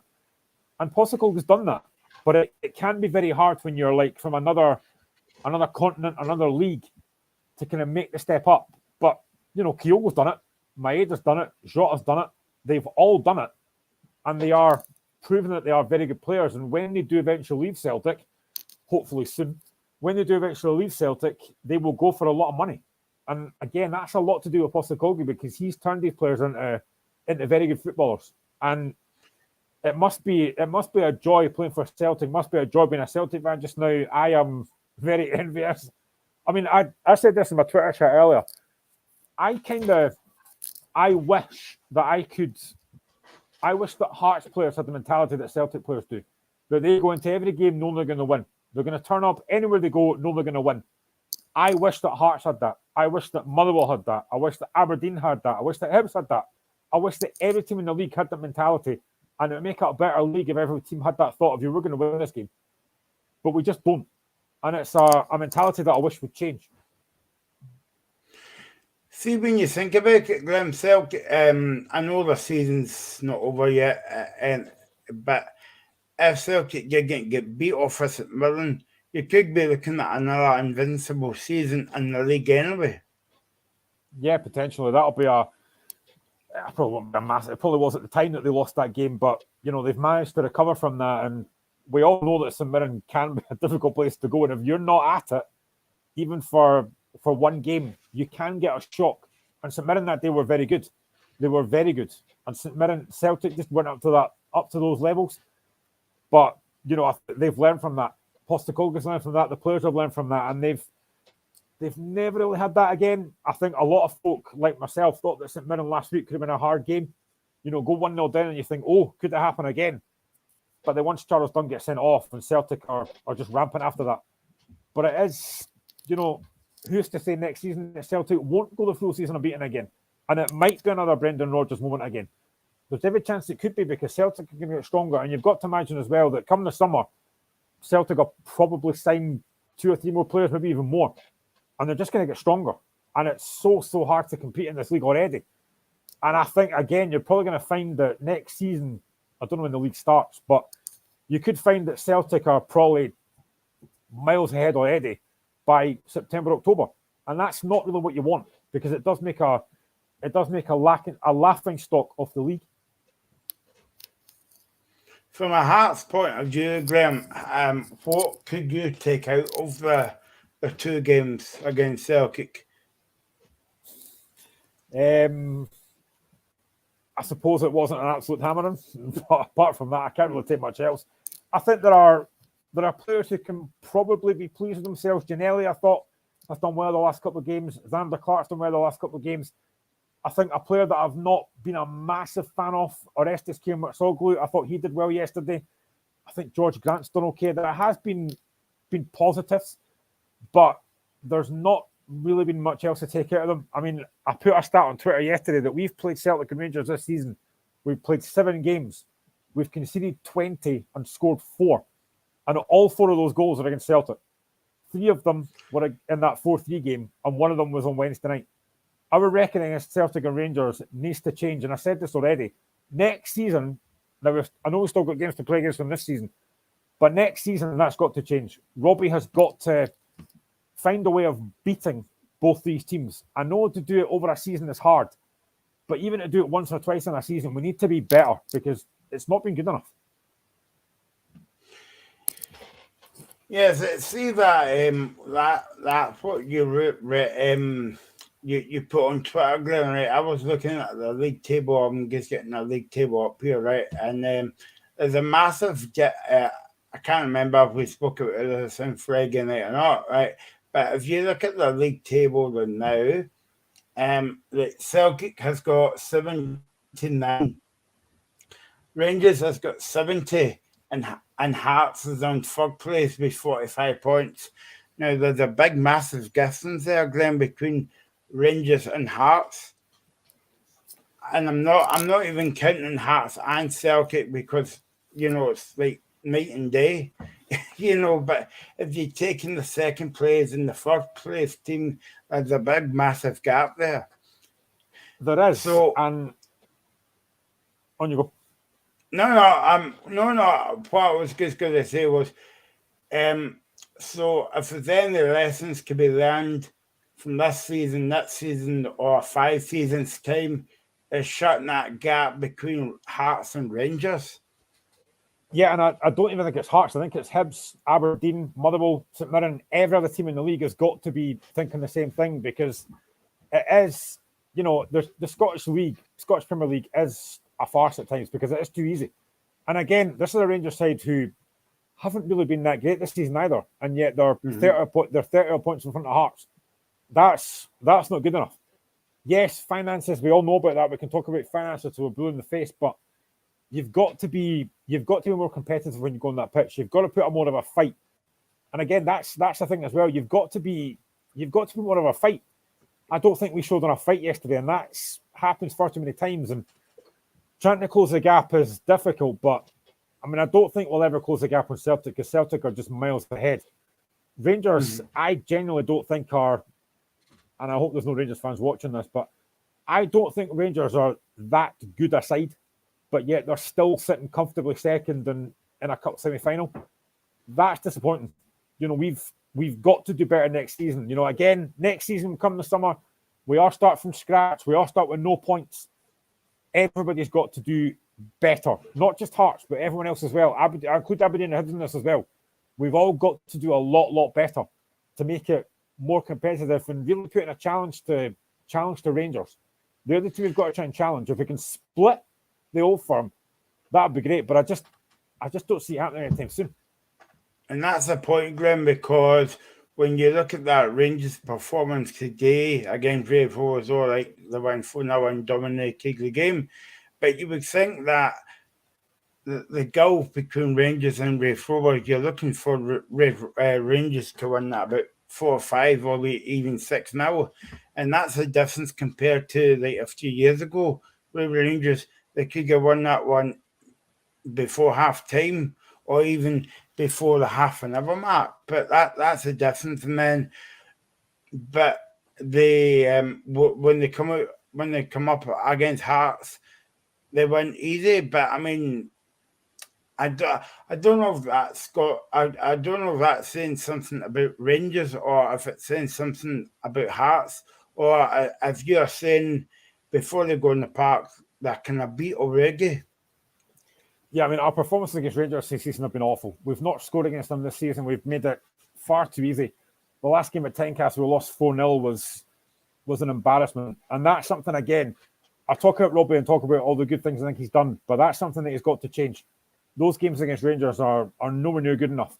And when you've got teams like Partick going to Ibrox and putting a better show on than we did, that's unacceptable. But I would disagree with you to a certain extent, Graham, because okay, people can get on a manager's back because he picks a team and all that, but he doesn't cross that white line. You know what I mean? Like he can only set the team up Monday to Friday, but when the team goes on that park on a Saturday or Monday night or whenever the game is, it's up to the team to play well. It's not up to Robbie can bark its instructions all day, but the team has got to then produce it on the park, and and what I'm saying is if it's the team must know up to the job then, because or else they're just ignoring his instructions, taking away the fact that Celtic dominates the game and all that. But, surely the team's got to take some responsibility as well. Yeah, I mean, I know that I've seen a few times this season. I think I saw it again yesterday that Robbie was out actually barking at the team to push up. Now, they never did that. No, I don't know why that is, but yeah, I mean, as I said earlier on, when you cross the white line, if you're making mistakes, individual mistakes, that's not on Nielsen. That's on the players. As I mentioned earlier on, Kyle Rowles, I don't know what he's doing on halfway, trying to press that high up. That's his fault. The other goals, again, are the players' fault. That's not Robbie's fault. I would like to think that in that dressing room before a game, he is telling the team to be aggressive. He's telling them to be up for it. Not that you should have to. But I wouldn't like to think that he's telling the team to, be negative, set up to be defensive. I wouldn't like to think he's doing that. And if the players are not carrying out his instructions, then that's an issue. But yeah, I mean, when they cross that white line, it's on them. And yesterday, too many of those players didn't do enough. And again, I keep going back to this point about the fact that in big games, I don't know the last big game that Barry McCann turned up in. And I said on Twitter yesterday before the game, we need Barry McCann to show up today because we didn't have a lot of creativity on that side. We only had Josh Ginnelly and nothing else. And we needed Barry McCann to put in a performance yesterday. And what I found interesting as well, and I'm sure I heard this right, but I think Robbie Nielsen said yesterday that Barry McKay's game was slightly different because he was basically being asked to man mark Callum McGregor. That's not Barry McKay's game. Why are you asking your most creative player to man mark Celtic's midfielder? I don't get that. That's absolutely pointless doing that, and it completely ruined our game because we couldn't get Barry McCann the ball because he was too busy watching what Callum McGregor was doing. Pointless. Just to bring you up to speed, Graham, it's a very tight game at Motherfield, actually. 53 minutes gone, still Scotland 7, Ireland 8. So only 1 point of a difference in it. So still a long way to go, but it's a tight game. It is. It's not real. There's a few subs getting made in the second half, but there's not really been a flow of the second half yet. It's been quite stop-start. Nobody's really got a foothold in the game yet, and it's been a very slow start to the second half, but still plenty of time. I think Posca Coughlin must be making the subs, Graham, because there's about 4 subs came on at the wrong time there, and nobody went off. So there you go. One more question before we move on, because I know you're getting annoyed speaking about Hearts, getting Celtic dominant in the last few games. How can Hearts change their mentality? Because, I mean, we've saw Hearts a few times this season on a Sunday when they played the likes of Motherwell, Aberdeen, and all that. And I'm not saying they dominate the game, but they play well and they get the win. But yeah, when they come up against Celtic and Rangers, at Parkhead or at Tynecastle, I don't know if it's a mentality issue or as you're saying that they think they're beat before they cross that kind of like white line. So, I mean, if I was a Hearts fan, I would be a bit frustrated because you might go up to Aberdeen and you might beat them 3-0, you never know. Or, dominate the game, but you can't dominate the game against Celtic and Rangers. I'm not saying you would beat Celtic and Rangers, but just put up a bit of a fight. Yeah, I mean, I don't think there's ever any chance, unless it's on FIFA, of Hearts dominating Celtic and Rangers. No chance. But it's that word fight. That's, I think, what I would like to see a bit more of. I think yesterday, again, we stood off and admired Celtic, and you can't do that. If you give good players, and actually, let's be honest, Celtic are quality players. If you give quality players time and space on the ball, they'll hurt you. And we didn't do that enough yesterday. We didn't. For me this season, I've seen one fantastic first half from Hearts, and that was against FC Zurich in the playoff, where I thought right for the start, now we didn't win the game, but right for the start, we pressed, we harassed, we got on their faces, we were aggressive. I've never seen that since, and that's what I want to see from Hearts, especially at Tynecastle, and not just against the Old Firm, against everybody. I want to see Hearts playing with an aggression, a tempo, a pace, and getting players' faces, and we don't do that enough. And that's something, again, next season that I think Robbie's got to try and change the mentality. So when we play against Celtic and Rangers again, we are showing that fight. We are showing that desire. We are showing that hunger. We are getting in players' faces. We're not making it easy. Because yesterday and the games against Rangers this season, it has been far, far too easy. And Ireland have just gone over for another try as well. 13-7 to Ireland after 56 minutes. You could maybe say it's Ireland's game to lose now, or Ireland's championship to lose now, Glenn. Yeah, it's James Lowe that scored his 9th try for Ireland, and it's another good try. But, I was so positive about Scotland before the Six Nations thinking we might win this, and that defeat to France kind of put paid to that. And I hope that today we might win this game, but yeah, it's good play from Ireland. Get the ball out wide. They've got an overload there. It's a good try, but yeah, it's very much Ireland's game to lose now. At least we never won the Wigan Spoon, Glenn, because we must have about 10 already. So I don't know. Let's before Glenn get really annoyed, let's move on. So as I say, sorry, Hearts now Celtic 3. Talk about the Friday night game, Glenn. Inverness and Kilmarnock. Kilmarnock started well, but that's all what they did during that game. And Inverness took control over the game. But in saying that, Kilmarnock's a very, very poor team, I would say, after that performance on Friday night. 2-1 to Inverness. We spoke about the game on Friday night, Glenn, but Kilmarnock took the early league through violence, but Inverness was... they didn't have to work they didn't have to go out, get out of second gear, you would say, to win this game. Yeah, they scored the conversion 15-7 to Ireland, now 58 minutes on the clock, so a long way back for Scotland. But yeah, I did say on Friday I felt in my water all day that Inverness would win that game, and I did say 2-1 Inverness, so yoo-hoo! I was right for a change. You were right, yeah. Yeah, I thought Kilmarnock, apart from that goal early on, were pretty poor. And I know that after the game, Derek McInnes was scathing of his team, rightly so. I thought Inverness were fantastic. They thoroughly deserved to win that game, no doubt about that at all. Obviously, when you go a goal down, and I know Billy Dawes was disappointed about the way they lost the goal, good corner kick in from Daniel Armstrong, decent header, and a good finish from Vassell. But after that, I thought Inverness were excellent. I thought Billy Mackay led the line really well. I thought they created a lot of good chances.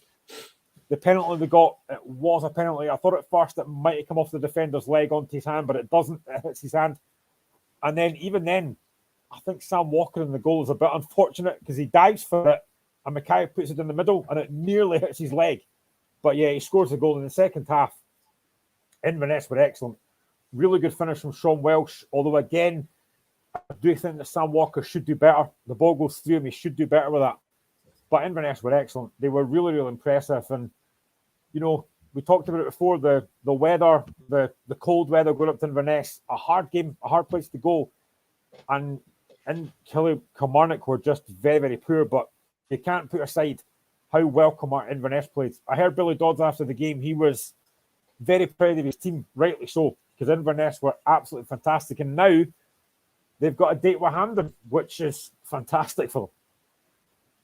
Yeah, I mean, who would have thought it, Graham, a couple of weeks ago, sitting here saying Inverness could be in the semi-finals, but they've got to thank Queen's Park for that. I bet Queen's Park have been gutted thinking, that should have been us.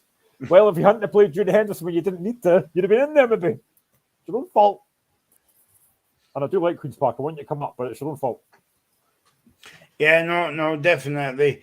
And this could have been Queen's Park in the semi-finals. You never know. But then again, if they were in the semi-finals, they would have been playing at home in the semi-finals, and that would not be any advantage to any of the other teams.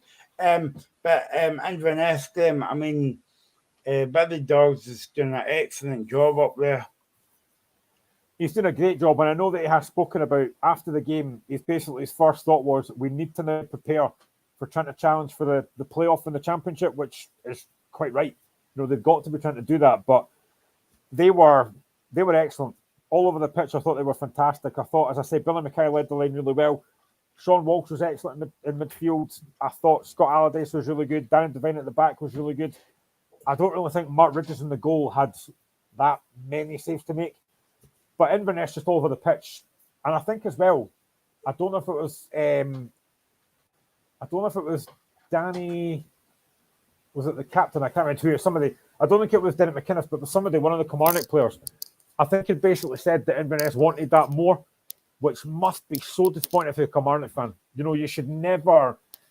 one team should never want that more than anyone else, and it seemed to show. I thought Inverness were great. They were up for it right from the start. As I said, losing the early goal was a blow, but the way they came back was excellent, and they deserved it. They were very impressive, and they can still have a very good season. You know, a semi-final of the Scottish Cup, potentially challenging for that kind of playoff place in the Championship.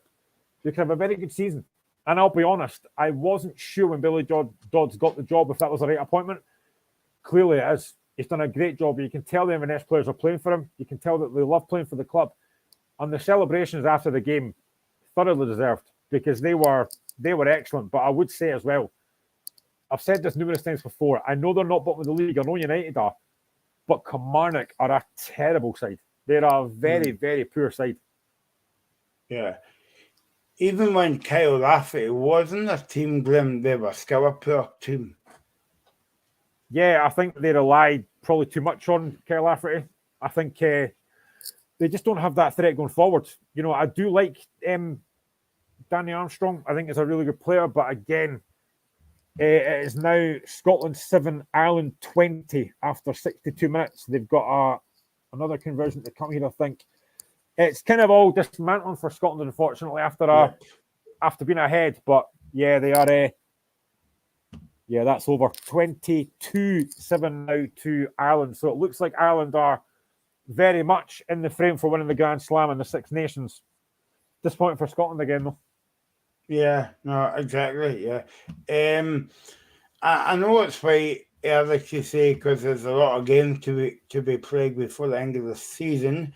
But if you were a betting man, what you did say to me off air, you were, Kilmarnock, Dundee United, at the moment, who would you say would be favourite to automatically go down? I think United, to be honest. I just don't think they're going to pick enough points. But again, there's been times I've actually quite liked what United have done. Again, against Aberdeen, I know they lost 3-1, but I thought against Aberdeen, for long spells in that game, they were the better side. They played well. They just didn't score at the right times. But I've always said I think United will go down, but I do think Kilmarnock will be second bottom because I just think they're a very, very poor side. Apart from probably Danny Armstrong, maybe Jordan Jones, if and when he's fit, they don't really have a lot else. I think Vissel's a decent player, but is he going to score enough goals? I'm not convinced. Defensively, I think they're very, very slow at the back, like United are. I don't think they've got enough quality in that back line. So yeah, I think United will go down, and I think Kilmarnock will be second bottom. And whoever they play, potential in that playoff in the Championship will be very interesting because I think, as I said, any team in the Championship, I think would fancy playing Kilmarnock. I think Arbroath were slightly unfortunate last season, and I know Dick Campbell had said that he got it wrong in that game against Kilmarnock with his substitutions in his formation. So, I mean, I'd love to have seen Arbroath come up last season rather than Kilmarnock, but I just don't see enough of that Kilmarnock side. They don't have enough quality. And yes, and to lose that game, I wasn't surprised they lost it because I just said they would. But the way they lost it, they were so poor. I felt sort of Kilmarnock fans travelling there, probably hoping for a win.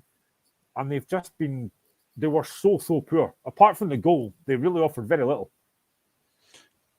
You mentioned about Kilmarnock. I mean, Kilmarnock fans must be short-changed because they went up there and they saw an early goal and that was it from Kilmarnock.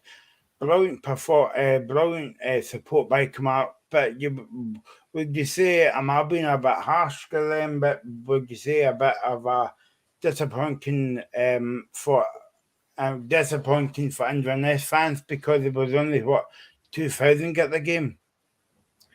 Yeah, I mean, I suppose the game's on TV. It's a Friday night, maybe not the best time for everybody, but, I'd imagine now, I don't know who they'll draw in the semi-final.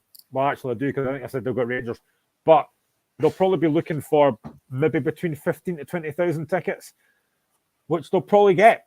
That's just the way it happens for a semi-final game. But again, where are these Inverness fans at normal games? You've got, again, I've spoken about it before, that stadium's a nice wee stadium. I've been at a few times. It's a nice wee stadium. I wish, like I've said about Livingston, I wish they got the fan base like St Johnstone because they do have a good stadium there. And I know that they'll be hoping for a lot more tickets for the semi-final. But yeah, maybe because of the fact it was a Friday night, 7:45, it's on telly. People have probably thought, do you know what? We'll just watch it on the box. We don't have to go. But that's, again, disappointing because they've just done a fantastic night and there wasn't that many fans there to celebrate.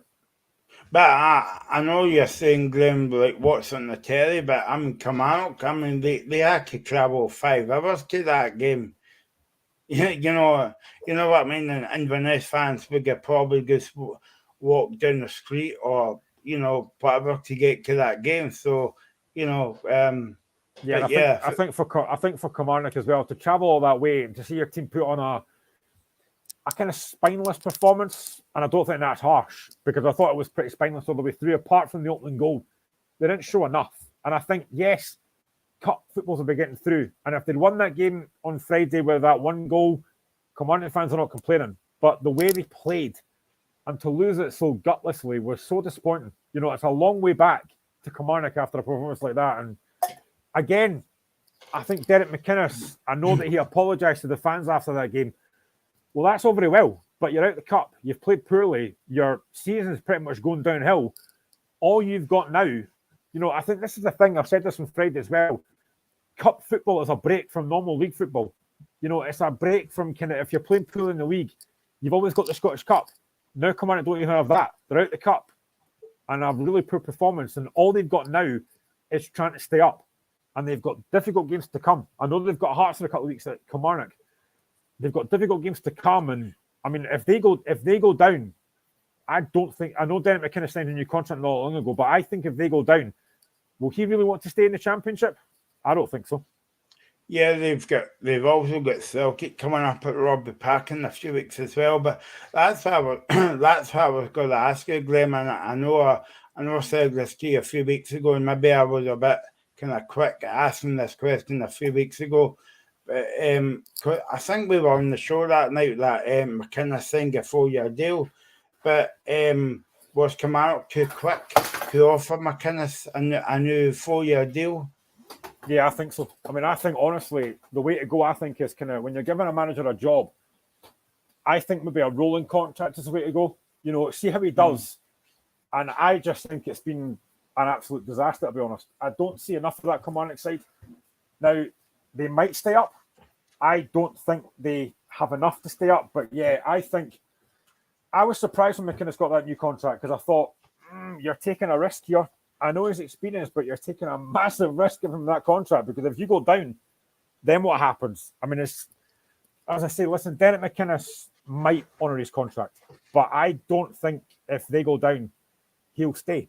And No. I mean, I don't really blame him because who wants to? I mean, top managers don't really want to manage in the Championship, and I just don't see McInnes wanting to stay in the Championship. And to be honest, if they go down, I think a lot of Kilmarnock fans won't want him in the Championship anyway. They probably want him gone if they get relegated. Yeah. Just one other point, Grim. I know we'll speak about this again, but I think you said this before. I can't remember, but I always laugh at teams when they in the last game of the season and in the playoff game. I think it's a Sunday or whatever. The fans always celebrate because they skig up, and I'm like, why are you celebrating for?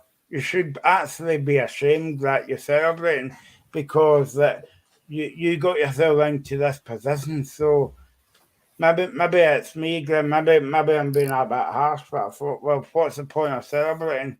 Because okay, you feel good about yourself because you're skiing up, but what's that to celebrate?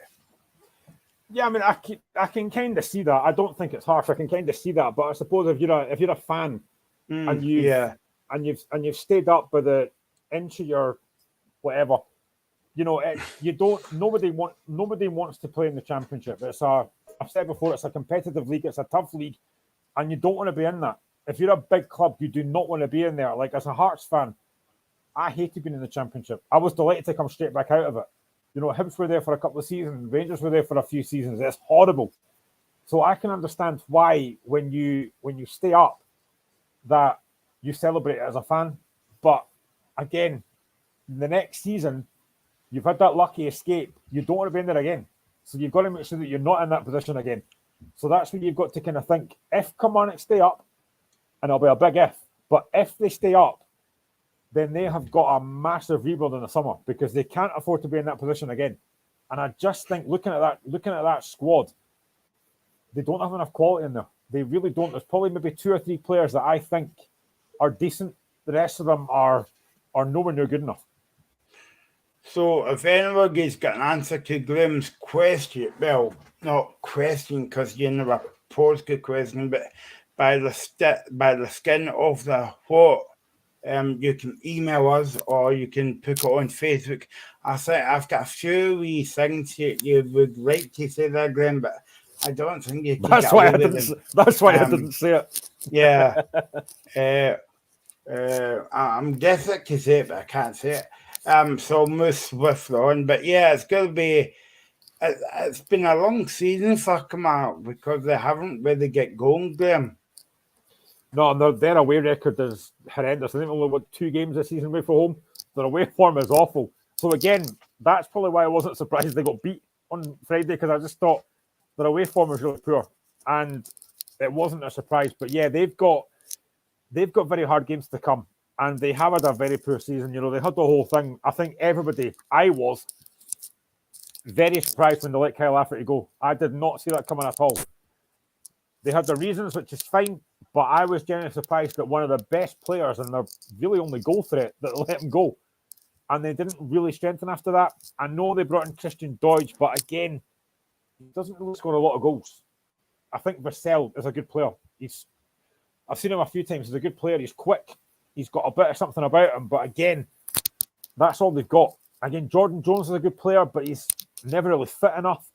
Daniel Armstrong, for me, is the one player in that team that I think's got a bit of something about him, that creativity. But again, without him, they don't have a lot else. I think defensively, they're very, very poor. They concede far too many easy goals. I don't think Ash Taylor is particularly impressive, and I know Aberdeen fans might agree with that as well.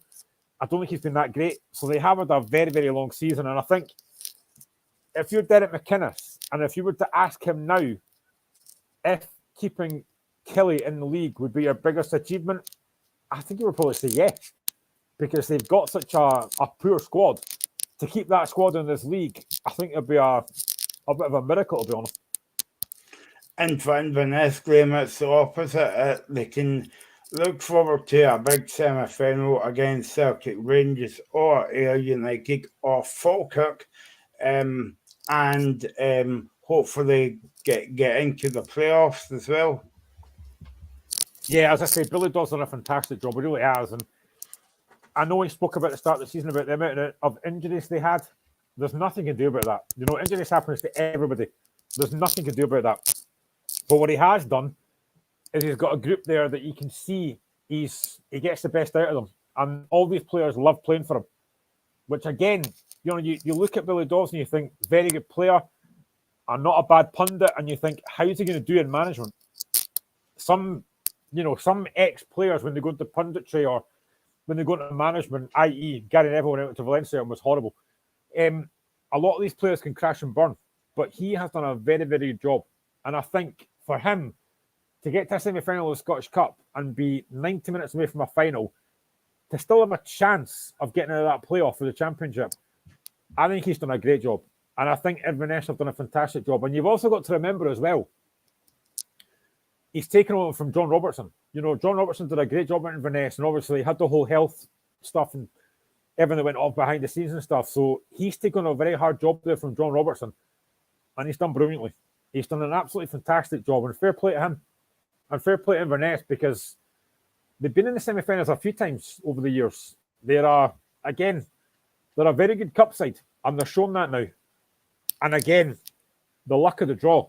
You know, let's just say tomorrow it does happen that they draw Ayr or Falkirk. What a chance for them to get to a final. And, I mean, I don't think they would beat Celtic or Rangers, but what an opportunity for them. It would be incredible if they did. Yeah, see, when you look at it, Graham, like, you could have an all-championship semi-final and an all-premiership semi-final as well. I want to go back to Dave's point that he made in a minute or two. I don't know if you found it harsh on Friday night, but he has got a point there. Before we talk about that game and the Ayr United game tomorrow night, just round up the championship games. I made a mistake, Graham. Yes, I put my hands up and say I made a mistake, because there was a game on Friday night, was it Queen's Park? Because I said that game was Saturday, but the game was on Friday night. It was Queen's Park 1, Cove 0 on that game, Friday night. Saturday in the championship, it was Morton 0, Partick Thistle 0. Very entertaining game there. Airdrie 6, Celtic Hearts 1, Craig 1, Queen Arrow 1, and FC Edinburgh 0, Arrow 2. Peterhead and confirming the game was off due to a waterlogged part. So I will also say as well that in the SWPL, today I think is the last day before the split. So there was 3 teams potentially. So the top 5 at the moment were Glasgow City, Celtic, Rangers, Hearts, and Hibs. So Partick Thistle, Motherwell, and Spartans all had a chance of getting that top 6, but it was all in Partick's hands at the moment, because they were on 30 points. Motherwell were on 27, I think, and Spartans were on 26. At the moment, the latest scores that I've got are Aberdeen 0, Motherwell 0, Dundee United 0, Partick Thistle 1, Glasgow City 2, Glasgow 0, Hearts 0, Spartans 0, Hibs 0, Celtic 1, and Rangers 5, Hamilton 0. That's only 32 minutes gone in that game, and 5-0. So at the moment, Partick Thistle at the moment are looking like getting that final top 6 place. A long way to go yet, but at the moment they're 1-0 up. So yeah, 1-0 up against United. There you go. Good stuff. Going back to the Scottish Cup games, Graham, Ayr United against Falkirk. I know we spoke about it on Friday night, but there's a brilliant chance that one of the kind of smaller teams would reach a semi-final of one of the major cups in Scotland, and you would have to say, is that not a good thing for Scottish football? Well, you would think so, but then I saw a pundit earlier on today with a column that basically said they have to have a Celtic Rangers final or it would basically make a mockery, which is a complete and absolute disgrace, to be honest. For a pundit to say that, I mean, as I said on Twitter earlier on, talk about talking up the Scottish game. Coming out with comments like that is just an absolute joke. And I do not agree with it one little bit. I think if, let's say it's Celtic against Ayr United in the final, yes, Celtic win the game. But what an opportunity for a team like Ayr United to get to a Scottish Cup final. It doesn't happen a lot. Why would you not want to glorify that and praise that? I just think I think it's a joke that comments like that happen. And yeah, for Falkirk and Ayr, what an opportunity. You know that Inverness are through. The chance of maybe getting Inverness in the semi-final, a chance to get to a final would be fantastic. So for both these teams, it's a huge, huge game. I did say on Friday that I genuinely don't know how this game is going to go. I think I was kind of going for Ayr United, just being the championship team, but then I think Falkirk at home are a good side. It's such a hard game to call, but what an opportunity for these two teams to play on TV on a Monday night, 7:45. The cameras are there. I'd imagine it'll be a full house at the Falkirk Stadium, and you've got a great opportunity to get to semi-final and potentially play Celtic or Rangers or Inverness. It's brilliant. I think it's absolutely brilliant, and it should, for me, I think this highlights the Scottish game in a good light. I don't care what anyone else says. I think it shows the Scottish game in a great light. Now, I want Graham to not tell me on there, but who the pundit was. I'm itching to know. Do you not seen it? No. Do you not just hate somebody that starts a story but forgets to finish it? Yeah, so I can tell you if you want. Yeah, go on. Hugh Keevins. Right, okay, yeah. Well, yeah. There you go. Yeah. Yeah. That kind of caught me off guard.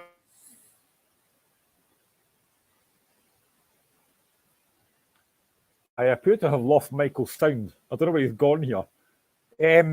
Yeah, so I'll just keep talking for a little bit. We've got 30 minutes to go. In the rugby, it is still Scotland 7, Ireland 22. Ireland's making a change. I don't know who it is on a stretcher just now, but obviously getting applauded off. It's been a disappointing for Scotland.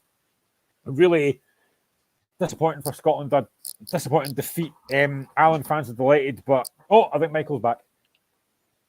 Yeah, I think that was Hugh Keevins that kind of cut me off there. But no, I was expecting somebody else to make that comment. No, not Mr. Keevins, because yeah.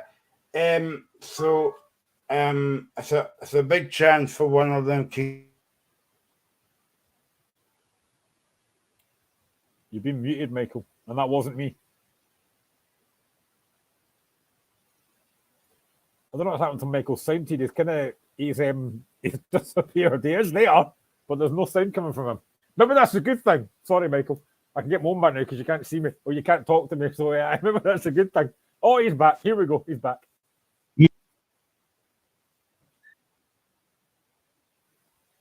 Nope. I'm away again. I'm back again. There it is. We've got him.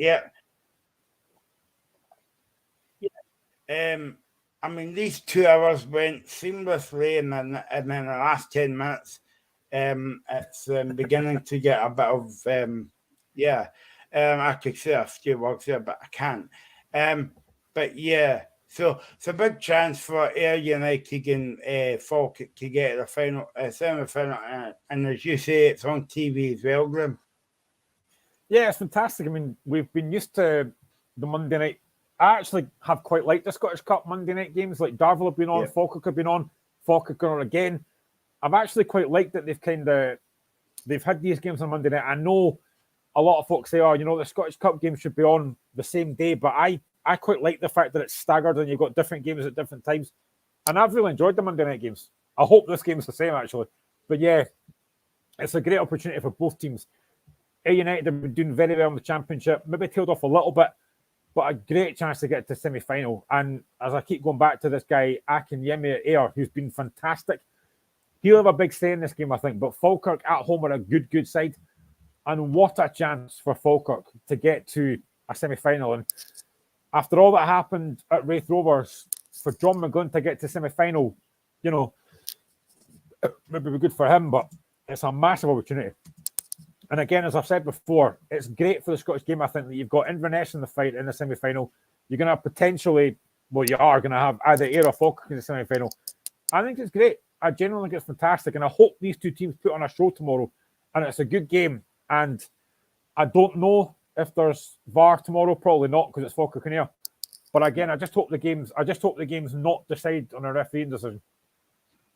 What do you make of Mr. Dave Smith's comment that he made on our group on Friday night, or when the Ayr, when the Inverness Kilmarnock game was on, when he was talking about, I haven't got it in front of me here, but when he was talking about if Ayr gets to the final against the Inverness, was he saying that? I can't remember word for word. I can't remember what he said. I kind of blocked out my mind. I think it was that long. I didn't even look at it. I can probably find it, to be honest, because it was quite long. No, it was on Friday night during the game, and I think he was making the point of the attendance at Hampden, and he said something that would be. Here we go. I see it now. I see it. So Dave said, I would get slaughtered for this, but Hampden is going to look poor if it's Caley v Ayr in the semis of the Scottish Cup. Scottish crowd-wise, yeah, good for teams to get a crack at a final, but it'll be a poor atmosphere. I mean, he's probably right, to be honest. It wouldn't look great. Again, I think you have to have semi-finals at Hampden, but would that maybe be a case of, if that happens, would it be a case of moving that game to somewhere else? I know maybe wouldn't be great for everybody, but would it be a case of moving that game to somewhere else that maybe like Tannadice or something that does have a better capacity? I can see where Dave's coming from, but I mean, Hampden is the home of Scottish football after all. So, but I do get where he's coming from. It wouldn't be a great crowd. Yeah, no, I kind of get what it means, but I suppose it's, as you were saying, if you're saying it's a big national final at Hampden, but because both of the semi-finals will be on TV, yeah, I'm not really sure about that one, but I think he has got a good point that he made there, you know, because I think it is gonna look very poor if you scan around the stadium and see it's half empty. Now I don't know if it might be a case of what they may do if that is the case. I don't know how many tickets each set of fans will get, but it might be a case of they might give more tickets to like corporate and maybe other folk, I don't know, maybe hand out tickets to school kids and stuff to say, "Hoy, go and come to this game and let's get the crowd up a little bit." But yeah, I can see where Dave's coming from. It probably wouldn't be the greatest of attendances, but I don't think Ayr or Inverness or anyone else will care. You know, they just want to get to Hampden, and if they get to Hampden, it would be great. And I think as well, whoever gets to Hampden, I just hope the pitch is better than it has been, because it's been horrendous. I don't think it was that bad this time around. In the last League Cup final between Celtic and Rangers, it wasn't that bad. It was better than Puck, it was. Yeah, but for a national semi-final and final, you have to have that park a lot better than it's been. Because it's, again, I talk about the plastic pitches, but that Hampden pitch isn't looking the best either. No. And talking about plastic parks, Graham, just a quick one. Rangers and Wraith Rovers today, they were talking about Wraith Rovers, and I didn't know Wraith Rovers has a plastic park as well. Yeah, it's actually not a bad beat. It's not actually, it's a better plastic pitch than I've seen for a while, like the one at Hamilton's a good pitch. Maybe that's why I didn't notice the difference, Graham. I've seen it a few times. It's a decent pitch. I don't really mind that in the Championship or lower league, but it's when they come up to the Premier League that I'm still not. I've still got my doubts about it. But to be fair, the Wraith Rovers pitch is actually a decent pitch. You know, Motherwell couldn't play on it because they were awful, but it's a decent pitch. Yeah, no, exactly. So we'll see who the draw is tomorrow night, and after the game, And I have put in a request to get Rod Stewart there tomorrow night, Glenn, for you, but I think he's busy doing his bingo caller tomorrow night. So well, Robin Nielsen could do it. He's got nothing else to do as soon as we're out. He could do it. Yeah, well, exactly. Yeah, that's a brilliant haircut Robin Nielsen had. Some game I scalped him with that It looks one. like one of the Mitchell brothers at EastEnders with that new haircut. Yeah, exactly. Changing sport for a very minute or two. We said about Andy Murray, Graham. Good news because he's reached the third round of the Indian Wells Open, so that's good. Yeah, fantastic news. The legs obviously managed to hold up, which is great because we did talk about this on Friday, the fact that he's not getting any younger. Yep. So yeah, absolutely fantastic. And he will probably think, maybe I could win this. There's a long way to go, but fantastic for him. And he was up against a decent player as well. So a very, very good victory for Andy Murray, and hopefully he can keep going. It's just about finished at Murrayfield. Scotland 7, Ireland 22. We're into basically the last minute. Ireland's Mac Hansen has been given the player of the match so far. So, yeah, disappointing for Scotland the way it's ended. They've got one more game to come against Italy, but a massive disappointment today. Ireland are still in with a very good straight win in the Six Nations, and they do, I have to say, look a very strong squad. And Graham will be happy at this not because Celtic's winning the half-time whistle score's gone actually, but his neighbours from across the road, Hibs, are getting beat. Celtic's beating them 2-0 in the women's WFL, and that's half-time there. And at least something's gone right for me this weekend. Yeah, well, second half to come right enough, Graham, but no. Well, Hearts got beaten Liverpool lose to Bournemouth. My weekend's not been the best, I'm going to be honest. Yeah, well, and match of the day was looking a bit different last night, but we won't say that. Yeah. It was better without commentary. I preferred that. One of the quickest matches of the days I've seen for a while. Actually, can we do that for Sportsy from now on, so we don't have to listen to James McFadden and Stephen Thompson every week? I'd be quite happy with that. Just show the games. By the way, they didn't have that either last night. I don't know if you saw it. Well, yeah, maybe you would. Yeah. And I didn't know they were going to do that, but it's good to see. It was better. Made it much better. Yeah, well, yeah. Probably Jim McFadden will be on Monday, but he'll probably be on the debate on Tuesday night for the First Minister's job, just to make up for the Saturday job as well. So it's all over at Murrayfield. Scotland 7, Ireland 22. So disappointing for Scotland. One game still to come, but that's the last two games they've lost. And after such positivity, after those first two wins, it's kind of disintegrated a little bit. Yeah, I think David Ferguson will be drowning his sorrow somewhere, but you've got to say it's been an okay Six Nations for Scotland, but as I said, at least they never got another Wigan swing, Glenn. Yeah, I mean, we're not as bad as England, let's be honest. They got hammered by France and they've had a very poor tournament. Yeah. So, yeah, we've getting one up on England is always good for me. And, yeah, we've got that game against Italy, which I would think Scotland should win. Let's be honest, at Murrayfield, we should be beating Italy. So, hopefully we can finish the campaign strongly, but you have been up against a very good French team and a very good Ireland team. It's very difficult to win these games, but disappointing today, unfortunately. And we're back to a full card next weekend, Graham, and the last round of the games before the Scotland games kick off, and we should know the Scotland squad this week. I think it gets announced Tuesday. Yeah, it's Tuesday, yeah. So I don't think I'll be fit for the squad. Maybe you will, Graham, but I'm not sure about me. But thanks for joining me today. As always, Graham, it's been brilliant talking about Fizbar for the past 2 hours.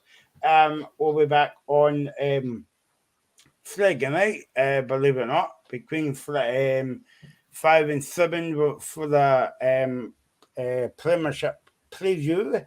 I'm looking ahead to Scotland's last game in the Six Nations against Italy. And have a good week, and we'll see you soon.